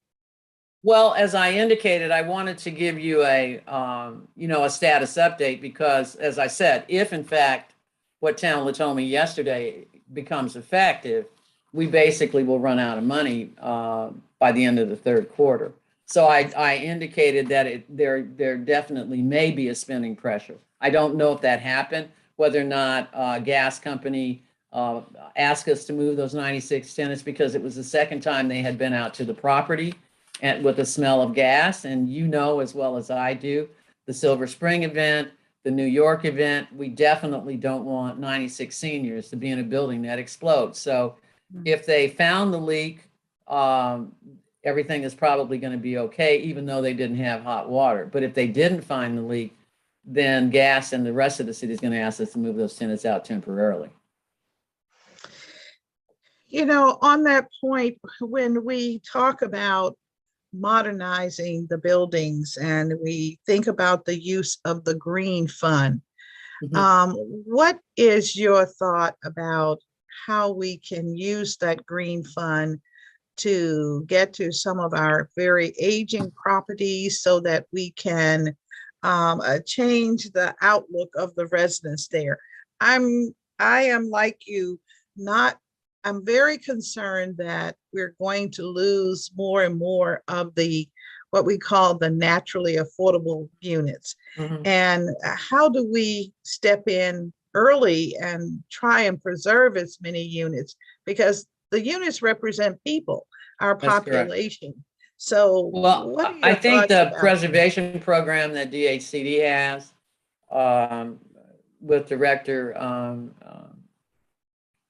with the new director in, maybe there's a time to talk to them about a combination, looking at the green fund and bringing it in as a part of the requirement, because they shouldn't go in and do renovations in an older building without upgrading all of the infrastructure.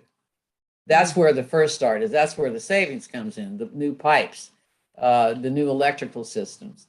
Those are the things that are going to help to save operational costs in the long run. It's extremely important that that level be given as a part of the criteria. Roof replacements. I mean, those are the things that you start with. And once you get those done, you've basically, 50% of the battle is hit in terms of the operational costs.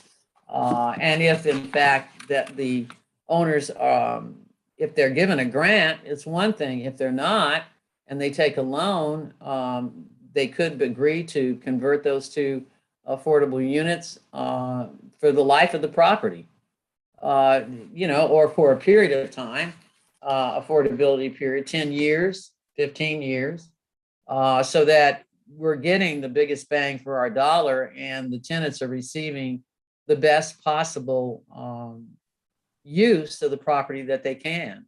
I read another story this morning, here's a woman living in a place for 11 years, and she speaks about her bathtub is sinking into the floor. And she's gone to this gentleman, her landlord, and she's given him maintenance requests over and over and over. And the man is now selling this property to someone else.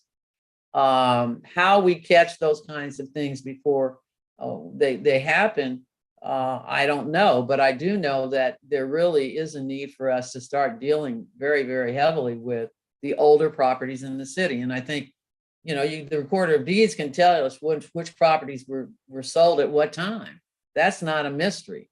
And we can look at that. Or when you see, I'll use my own house. My house was built in 1927.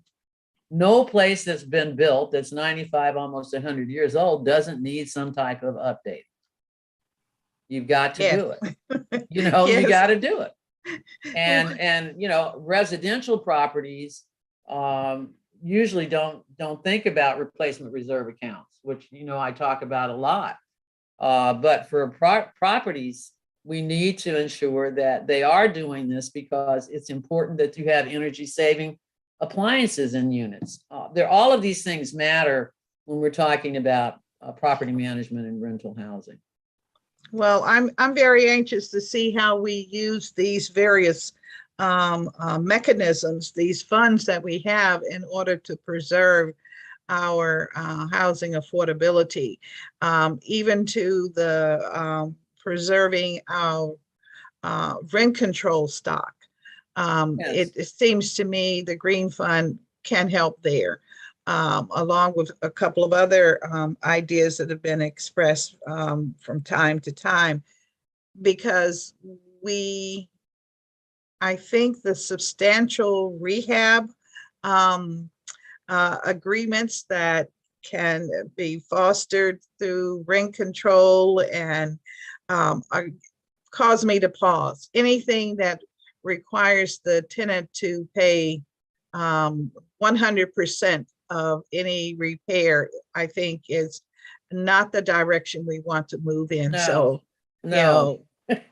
Yeah, it's not the tenant's asset. No, we've got to it get the isn't. tenant out of being responsible for someone else's asset. I mean, Correct. that how this philosophy is started, I don't know, but we are in the position, I think we must find a way to change that.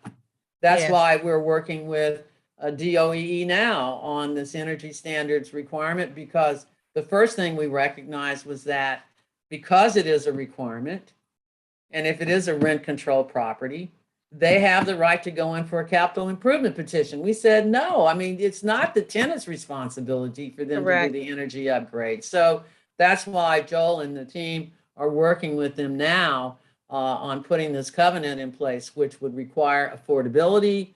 It would give, if it's a grant, so they can't double dip and get the grant money as well as go for a capital improvement petition. So we're working on that now. I mean, it's really something, it's wonderful that the council passed the energy standard requirement, but the consequence was not thought about at the time that the law was put into place. So now we are addressing that aspect of it. Yes, no, 100%. All right, so then on the voluntary agreements, I just have to touch on that. My strong feelings are to just eliminate it. Yes. And so we're looking for a way to do that. Also on the certificate of assurance, we're looking at how we can eliminate that as well. Yes.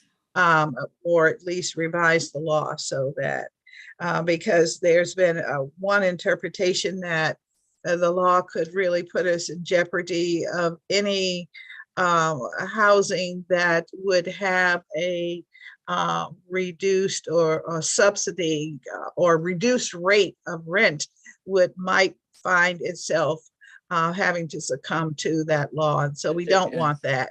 That would bankrupt our system. Right.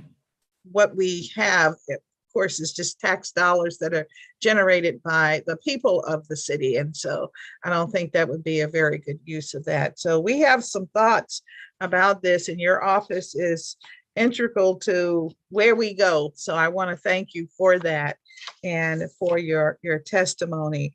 Thank you for working with DCRA on these matters as it relates to I think it's the property manager testing. Tag. Yes, Right. yes, The yes. tag.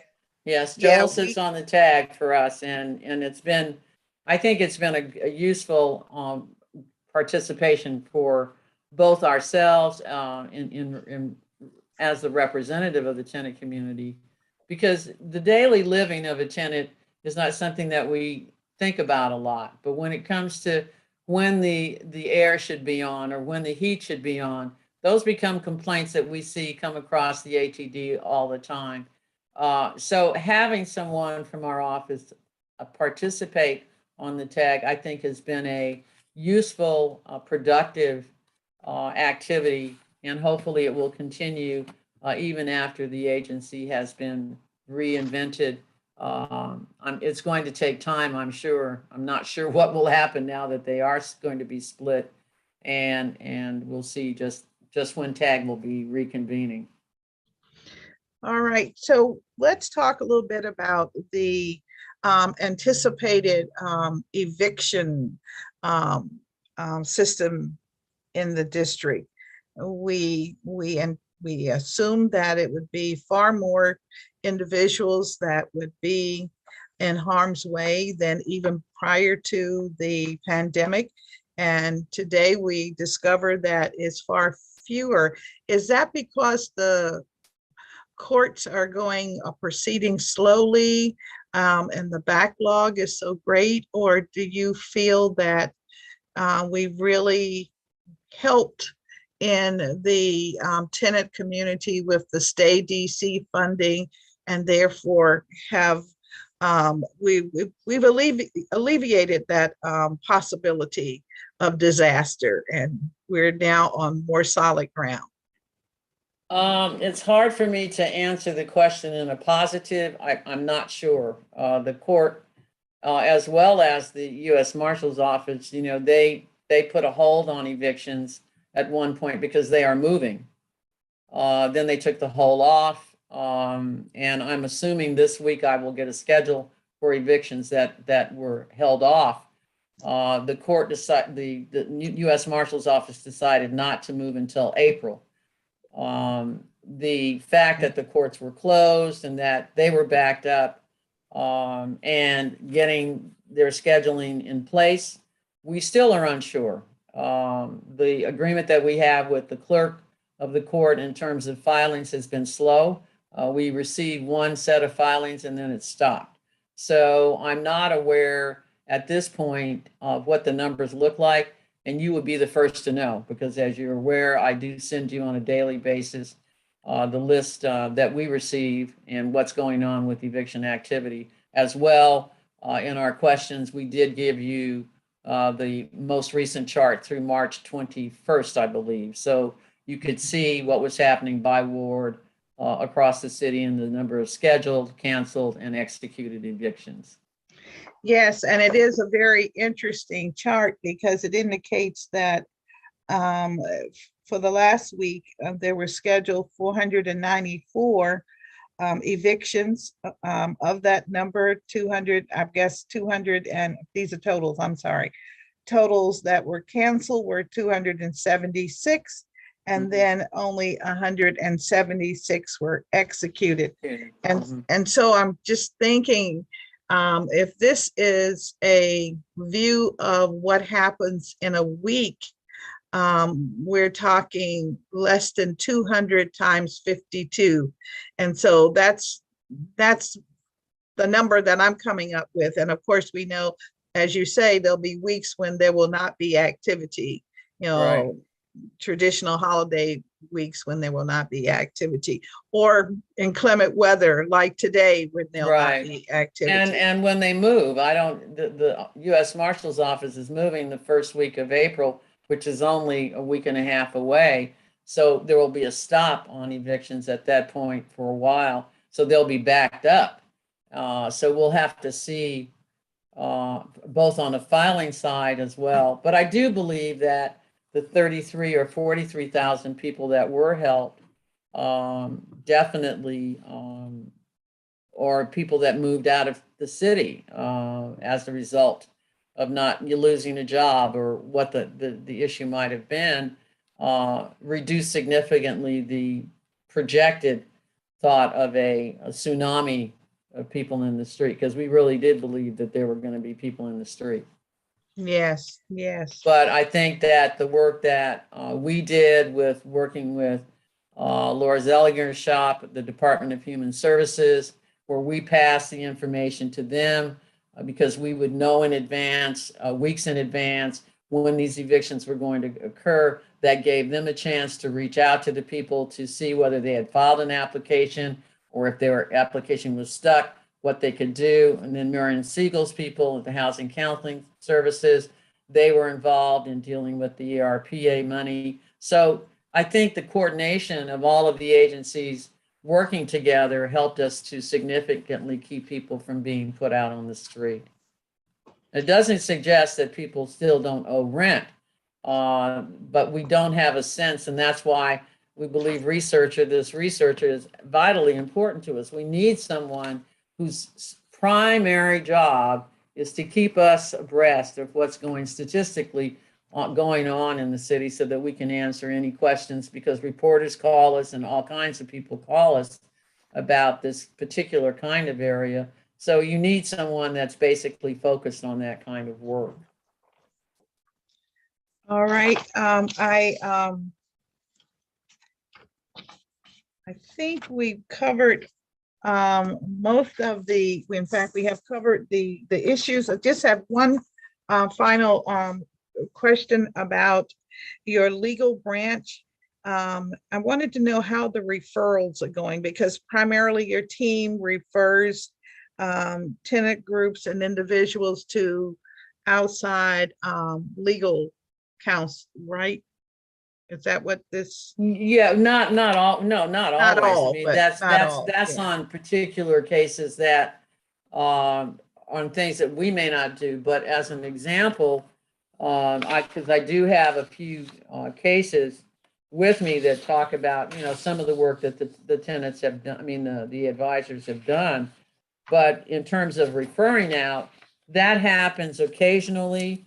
It could be that there was a conflict. It could be that because the staff is already committed to a lot of cases, they could not handle the cases, so it was referred out. But it's not a regular, we refer everything out. No, not at all. Okay.